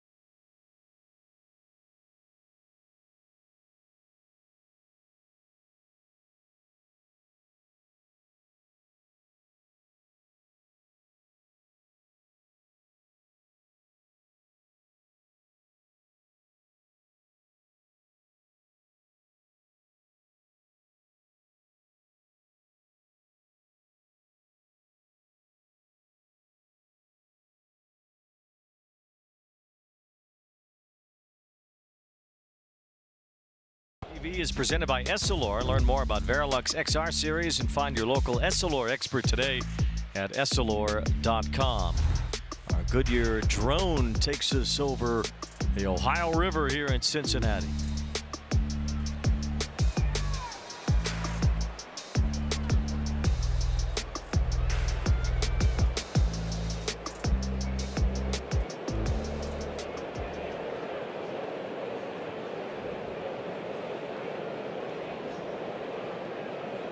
Pitcher in there for the Reds. Lefty Sam Maul is in the game, facing Josh Lowe at a home run his last time. That was the Roebling Bridge right here in Cincinnati.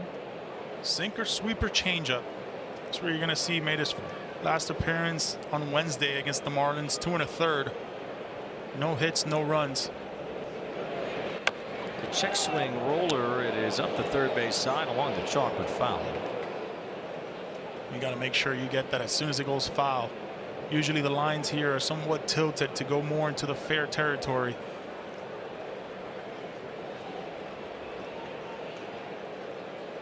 One ball, one strike. That Roebling Bridge here in Cincinnati, very similar to the Brooklyn Bridge. Yeah. Same guy built it, John Roebling. Or designed it. There we go. Like he was up there knocking in all those bricks, but he was the architect for it. 1 ball, 1 strike on Josh Lowe. 2 hits today. The Angels need Lowe and they need Moncada, and both have had success tonight. Lowe whiffs on the breaking ball from Mall. Turned on a fastball on Burns for a home run on the first pitch he saw.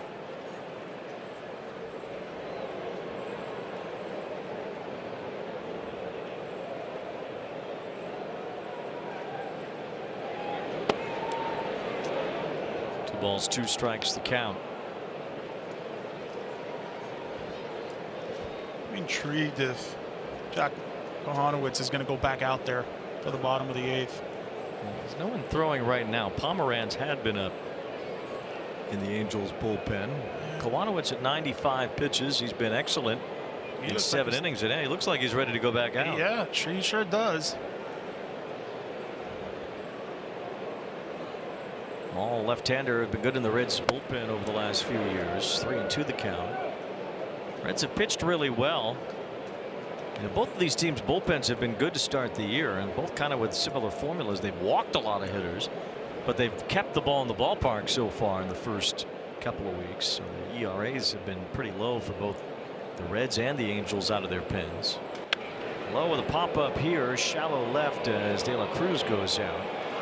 Has it for the first down.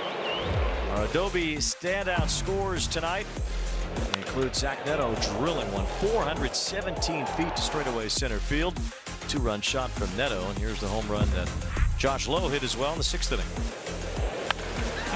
Just turns on that fastball in the first pitch. Just a short, beautiful swing by Lowe.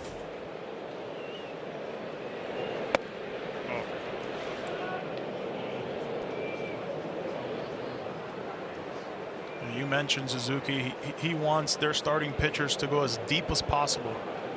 Even though it's early in the season, he doesn't want to baby them. 7 innings tonight for Kohanowitz. Longest start by an Angel so far was Jose Soriano's 8 innings in his last start against Atlanta. Soriano will pitch the Sunday game here in Cincinnati against Andrew Abbott for the Reds. Tomorrow it'll be George Clausen against lefty Brandon Williamson. Hall took a long walk after missing with that pitch. Now 3-0 on Ohapi. I think with Suzuki too, it's a message within a message, right? Keep him out there. Let the rest of that starting staff let him know, hey, if it calls for it, I don't care about the pitch count. We want you out there. Just makes the bullpen more effective too at the end of the day. Absolutely. For a long season like this, look, they're about to play 13 straight games. The game in front of you is telling you you've got to keep them for another 10 pitches, 12 pitches in the inning, because that's how he's been so far. He's been cruising. Well, now walk to Ohapi brings up Frazier, who's had a good night. 2 walks, a single, and a run batted in for the number 9 batter. Frazier and Oswald Peraza have traded off games at second base. Angels will head to New York after this series. They'll play 4 with the Yankees next week before they return home to play the Padres and the Blue Jays. 2 balls and no strikes. Sort of an uneven start for Toronto so far this year. They lead Minnesota tonight 6-4. Is there such thing as a hangover? Well, you could have had a tougher loss in the biggest game ever, right? Game 7 of the World Series. That one will stick in their craw forever north of the border. 2-0. Now 3 balls and no strikes.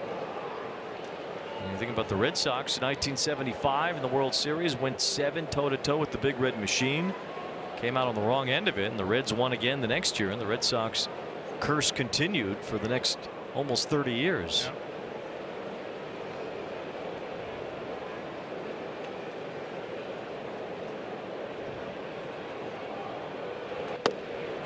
Strike, and it's 3-1. And Alejandro Kirk's a big loss for them. Broken thumb. Blue Jays went on a 5-game losing streak the second that Kirk broke his thumb. A lot of injuries in the starting rotation as well. 3-2 on Frazier. Patrick Corbin, for that matter, starting for the Blue Jays tonight because of those injuries that Yonder mentioned. Rays lead the Yankees tonight 3-2 as Yainer Diaz is a home run for Tampa Bay. A red hot start for him. He's hitting .380 to start the year.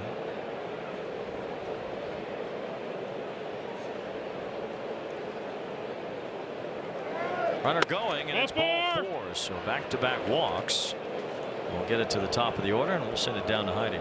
Well, you mentioned the Red Sox cursed. They were cursed until Terry Francona got there. He has led 3 different teams to the postseason the first year he was there. The Red Sox in 2004, Cleveland in 2013, and Cincinnati, of course, last year. Tito told me his biggest fear is to be playing out the string in September. Last year, the team had just been swept by the A's on September 14th. Tito called a meeting and said, "Don't get down. We still have a chance to pop champagne." Team turned it around. They won 6 of their next 7 games. They did, in fact, pop champagne and make it to the postseason. On the same hand, he wants them to remember how it felt having that postseason end as quickly as it did against the Dodgers. Pitching change here for the Reds in the 8th.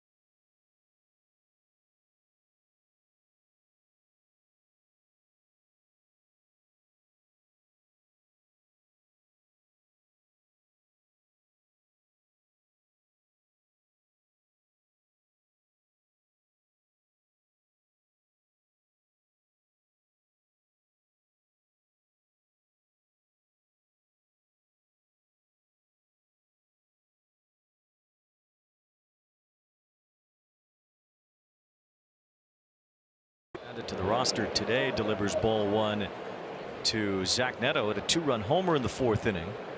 Neto has 5 home runs already on the year. The Angels have hit a bunch to start the season. 17 home runs now for this team, including the 2 tonight. Nicholas from Ohio, about 4 hours away from Great American Ballpark. Pitching at home. Sounds like 4 hours away. Might be closer to Cleveland Guardian territory as Neto fouls one off. The Angels have now overtaken the Astros for the most home runs in the American League by a team.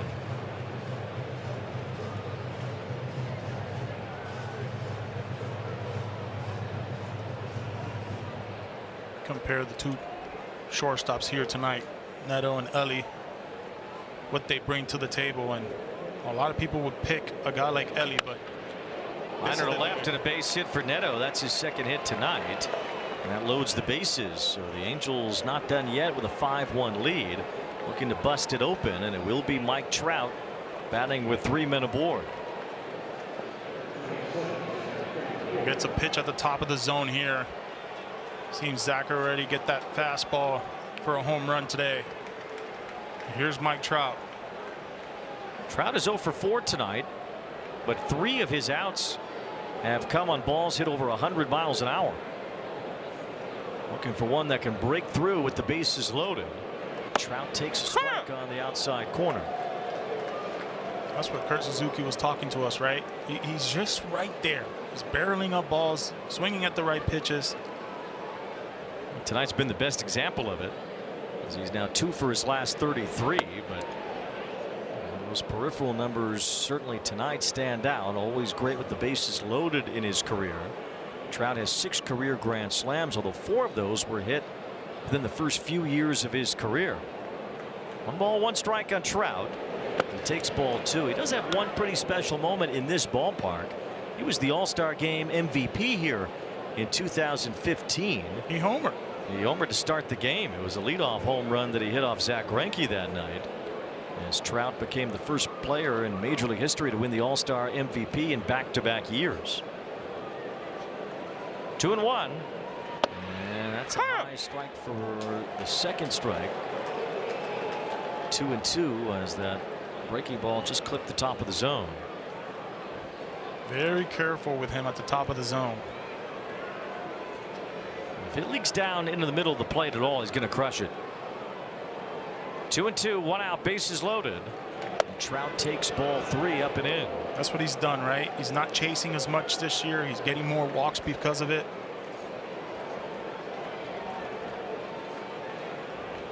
Angels have him full here in the 8th. And 3-2 to Trout is ball 4. So Trout takes the bases loaded walk. That's 2 for the Angels tonight, and their lead is now 6-1. That's 3 walks in the inning from 2 different pitchers. 7 walks for the Reds tonight.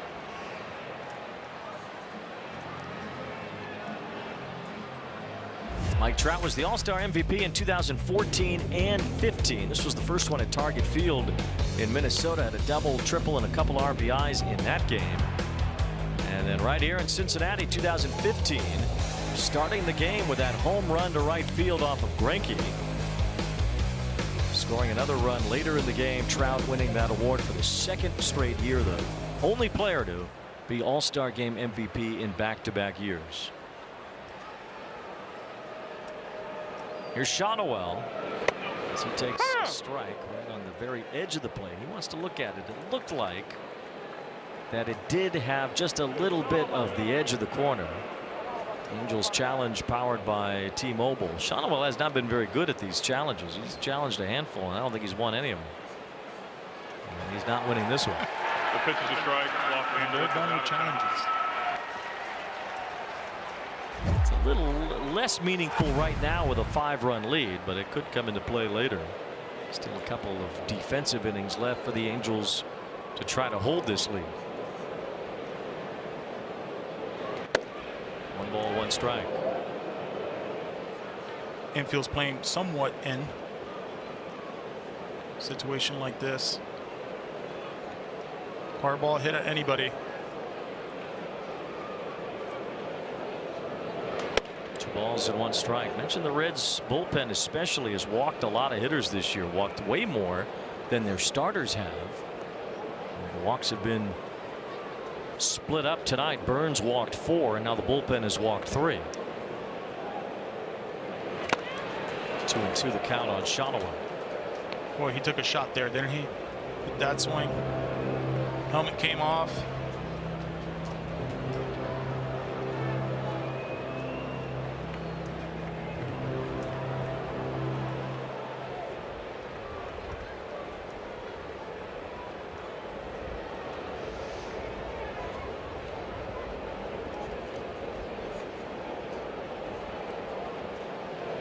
Swung and foul tip for strike 3. So big out there for Nicholas. It's the 2nd out of the inning. Shonowell 0 for 5 now tonight. Still 1 more out left to get as Soler will be the batter. That's a good fastball at the top of the zone right there with some ride on it. Just a hair tardy. Reds are in danger of a 3rd straight loss. They were 8-3 to begin the year. They fall to 8-6 though after losing the last 2 in Miami. Soler had a big cut. Marlins are in Detroit tonight, and they just were shut out by the Tigers 2-0. 4 Tiger pitchers combining for that shutout. Although the worst news of the day in Detroit was Parker Meadows having a concussion and a broken arm after his collision with Riley Green yesterday. Needed some stitches. And a few stitches in the cheek too. Yes.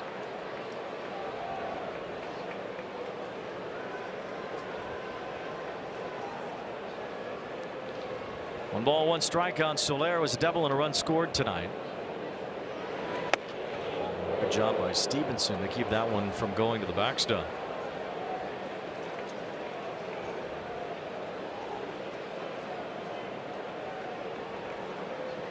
Soler took a really good hack on that fastball he saw. He might get another one here. Got one, but way outside. So now 3 balls and 1 strike. The Reds have already walked in 2 runs tonight. This is where Soler has a selfish at bat. If it's right there, we're not trying to get a base hit. We're trying to drive them all in. It's 3-1. And Soler crushes one. Left center and long gone. It's a grand slam shot out of a cannon by Jorge Soler.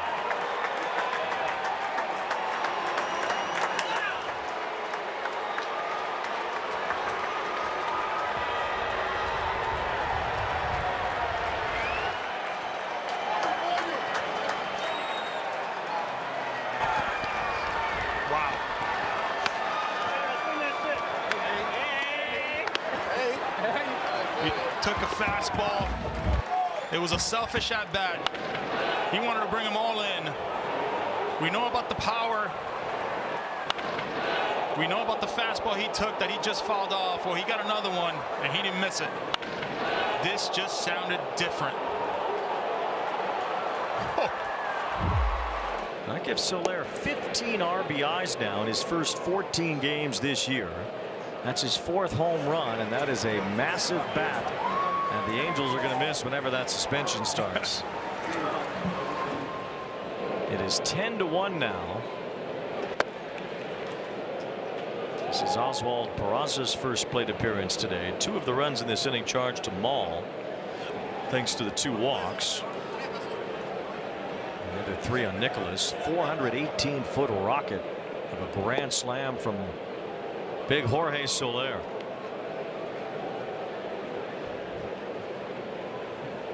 When he hits them, they just sound different, don't they? Man.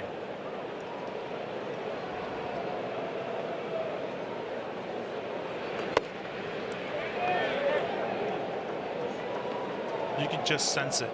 Like he was going out there not to just spray a ball the other way.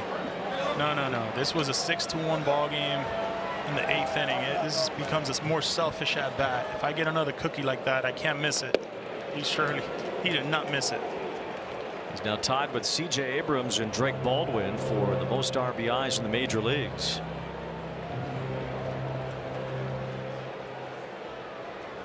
Third homer for the Angels tonight. 2 of them have been absolute bombs. And there's another walk, so Peraza gets on base, and the Reds pitchers battle with the strike zone tonight has put them in these messy situations that the Angels batters have taken advantage of.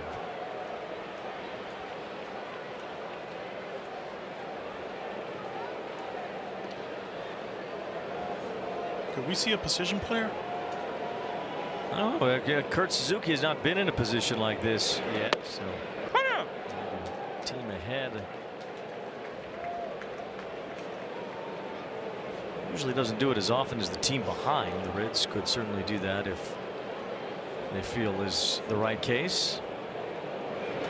But I'm good on that. I don't need to ever see that again. No, I'm with you. I think that has ended the night for Jack Kohanowitz. That's it.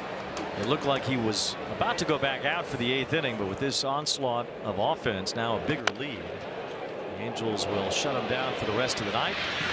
Dell gets thrown out to end the inning, but Jorge Soler puts this one out of reach in grand fashion.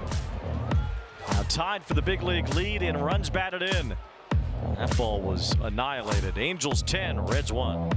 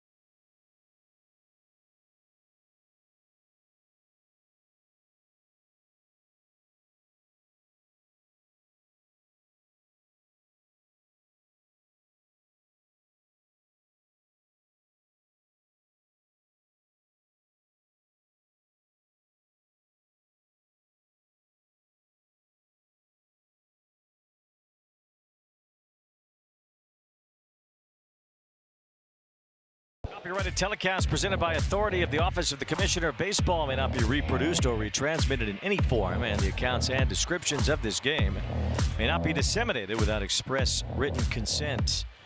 Raisel Iglesias is still one of the top closers in all of baseball. There's Frank Robinson, the Hall of Famer.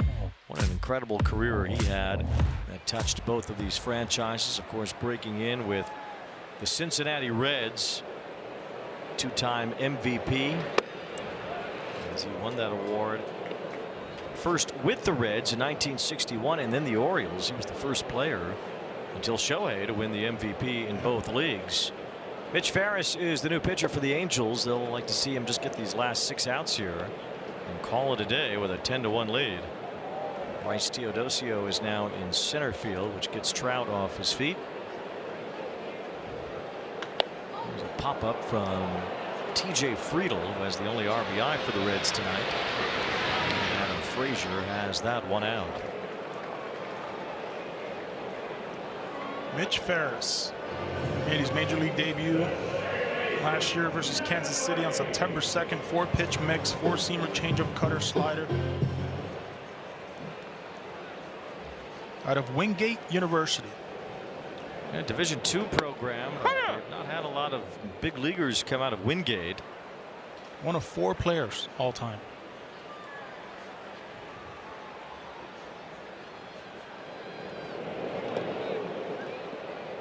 Ferris only the second pitcher of that group, and really the first starter. Alvin Mormon was the only other pitcher to make it to the major leagues out of Wingate. He was a reliever. Ferris has had a few starts under his belt, pitching out of the bullpen now. Again, trying to just get these last 6 outs with a big lead.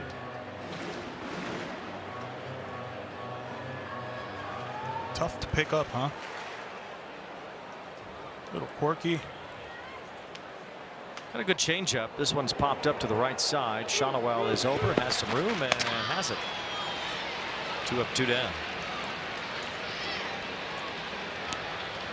Keanu Reeves stars in the new film Outcome, a dark comedy about a beloved Hollywood star who must dive into the depths of his hidden demons to save his image and career. Directed by Jonah Hill, also starring Cameron Diaz. Outcome is now streaming on Apple TV.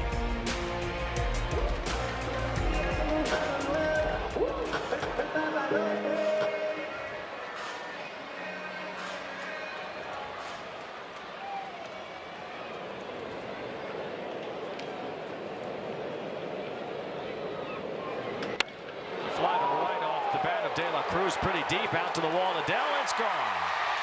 Ellie De La Cruz gives the home fans something to cheer about. An opposite field home run. And the Angel lead is now 10-2. Something right over the corner. Souvenir off of De La Cruz's bat. That's his second home run this year, going the opposite field from the right side. That's a good sign. You're the Cincinnati Reds. Taking a fastball right there. Stays behind it. Well, that ball just shot out of his barrel.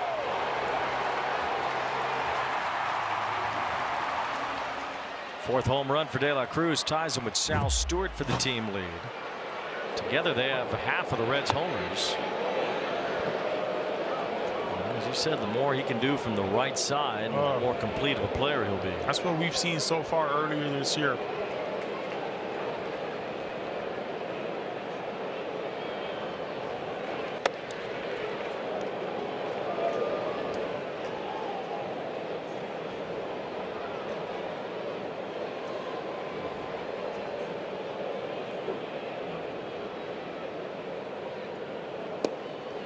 Breaking ball in from Ferris to Stewart. 2 balls and 1 strike.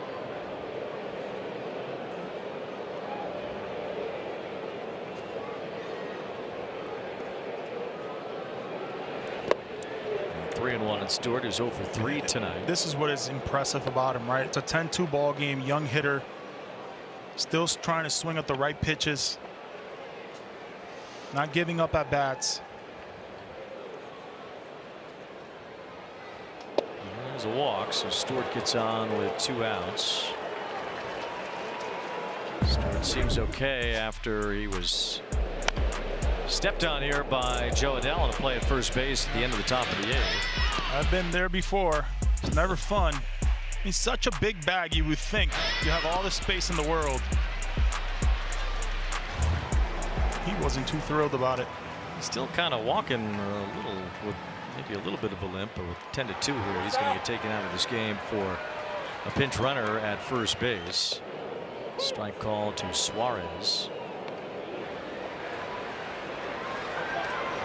A good start to the season for Stewart. It's Nathaniel Lowe that has gone in the game to take over for Stewart.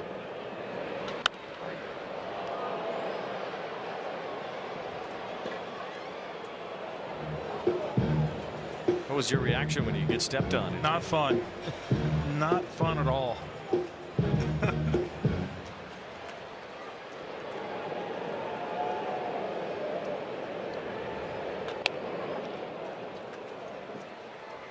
And it's even tough when you see him coming, right?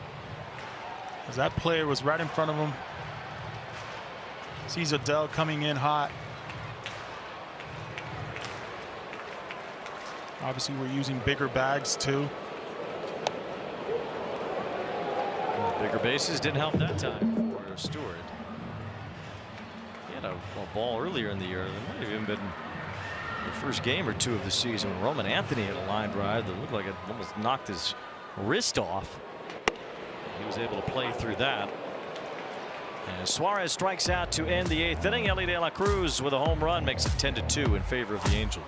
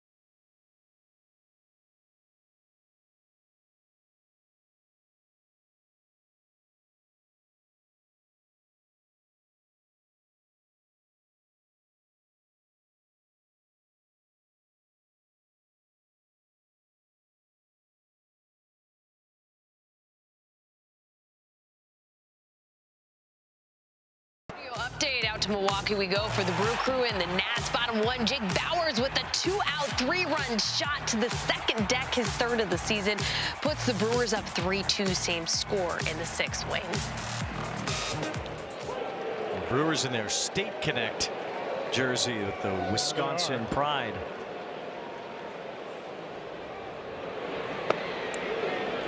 One ball, one strike on Josh Lowe leading off here against P.J. Higgins, who is the backup catcher with Trevino out for the Reds. Trevino has a back injury right now. Should we talk about his arsenal?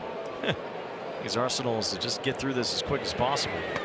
2-2, and a swing and a miss there from Josh Lowe, with his brother Nathaniel now watching from first base after staying in the game. And he struck him out.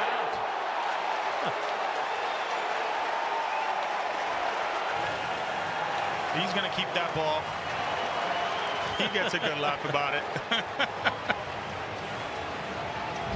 tell you what, is more uncomfortable for a hitter than it is for a pitcher to face a positional player. For whatever it's worth, although it's worth nothing now because the Angels don't even have a challenge, but you cannot challenge if a position player is pitching. As a hoppy pops out to De La Cruz. 54 on the radar gun to put away Josh Lowe. I mean, it was coming in hot. Changeup. Yeah, they got the horizontal and vertical break on there too. Elite. Frazier has been on base 4 times tonight. He's walked 3 of those times, scoring twice and also bringing home a run. This is maybe the most uncomfortable the Angels have looked offensively all night. They were pretty locked in from the get-go. As Frazier pops this one up. Friedel has that, which sends us to the bottom of the 9th. Well done by P.J. Higgins. It's a big hand for his 1-2-3 inning. Can't laugh at your brother when a catcher strikes him out, can you?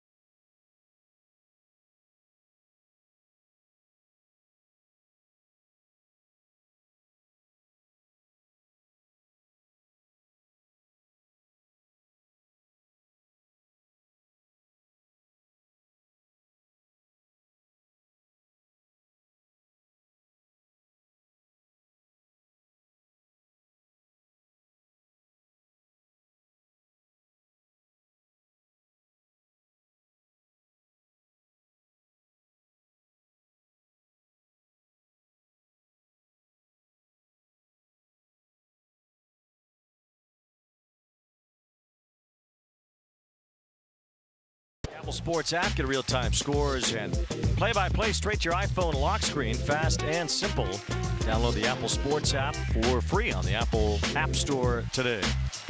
It's a whole new collection of City Connects for 2026, including the Reds all-red uniform that they will break out for the first time tomorrow. I don't think they'll ask P.J. Higgins to pitch tomorrow, though he got through his inning just fine tonight. Well, let's hope. Angels have put up a 10-2 outburst here tonight as Spencer Steer leads off in the bottom of the 9th inning. Both of these offenses have had their squabbles to start the year. The Reds have continued theirs tonight, but the Halos finally breaking out with a 5-run 8th inning on top of hitting 3 home runs tonight.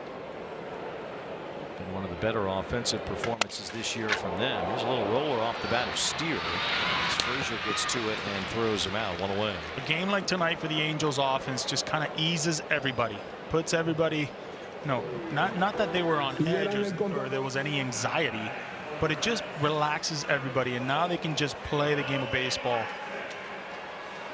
Definitely a great pitching performance, great defense performance, and this offense really woke up.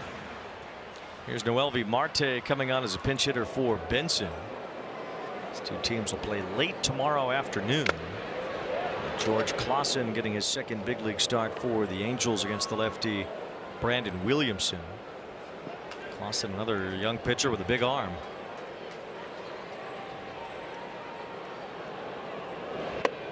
Marte out in front of that changeup. That's the bread and butter pitch really for Ferris.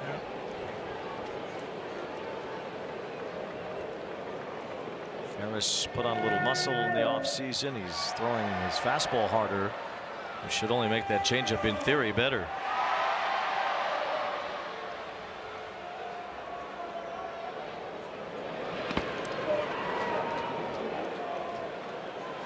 It's usually what happens when you gain some muscle in the offseason. You start throwing harder, it opens up a different place where you can go with hitters.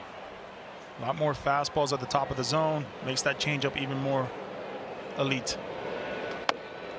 Strike 3 called to Marte, so Ferris gets the first 2 outs here in the bottom of the 9th.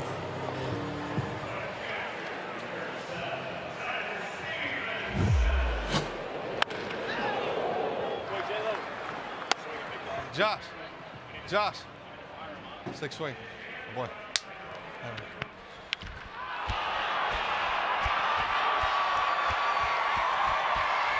Boy. Hey.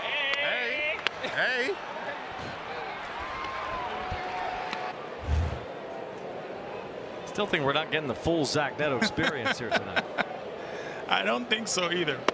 That was a little more. Trust me, I see him in the offseason every day. 8:30 in the morning, it feels like it's 4 o'clock the way he's talking. 4 o'clock in the morning or 4 in the afternoon? Afternoon. Could go either way. He is turning himself into a not so much of the rah-rah leader, but just a leader overall. Posts every day, and he's a lot of fun to watch when he's in the box. Balls 2 strikes. Angels will get back to 500 with this win. They'll be 7-7.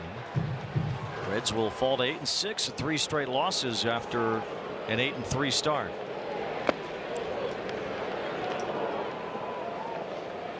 An 8-3 start for the Reds was their best since the 1990 championship team.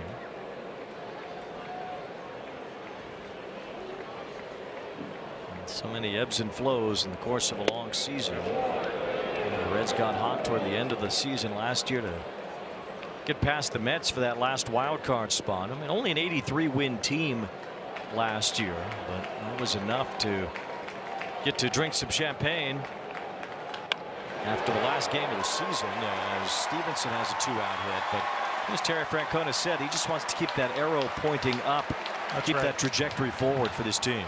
That's why he took the job here, is to get better, and they feel like the window is now. It's just opening up for this Reds team.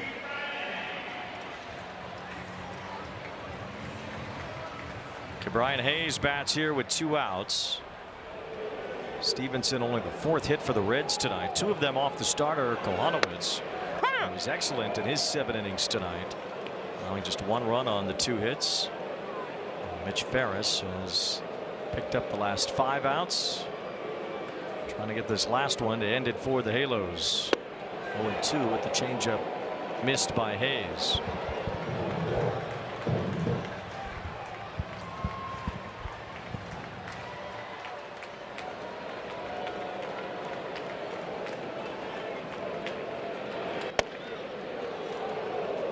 They're expecting the starting pitching to get healthier too, right? For the Cincinnati Reds. Lodolo, Hunter Green, at some point they'll be back. You just gotta hit. It'll still be a while for Green, but Lodolo should be back sooner than later with the blister issue. That's why Chase Burns is getting a longer look here at the beginning of the year. Burns had been really good his first 2 starts, not as much tonight. Hayes with a fly ball to right center. Teodosio got a great jump coming in, dives, and he makes the catch to end the ball game. Well, from start to finish, it was all Angels tonight as they pulled off a 10-2 victory here in Cincinnati. Just a really good catch. You called it. From start to finish, they were outstanding. Big grand slam by that man right there in Soler. Neto also with a huge homer. How about Jack Kohanowitz? 7 innings pitched, 2 hits on 95 pitches, 11 groundouts for the night. That sinker was a dandy. All told, a fairly easy win for the Angels tonight. Broke it open late with that Soler grand slam. Josh Lowe hit one of the 3 home runs from the ball club as well. And Bryce Teodosio, who in a very short time last year ended up among the top 10 in defensive center fielders, showed why he's capable of that with his great play to win the ball game. There was no hesitation, huh? He saw it, he read it, he broke in on it. Full dive. Yeah, everybody likes it.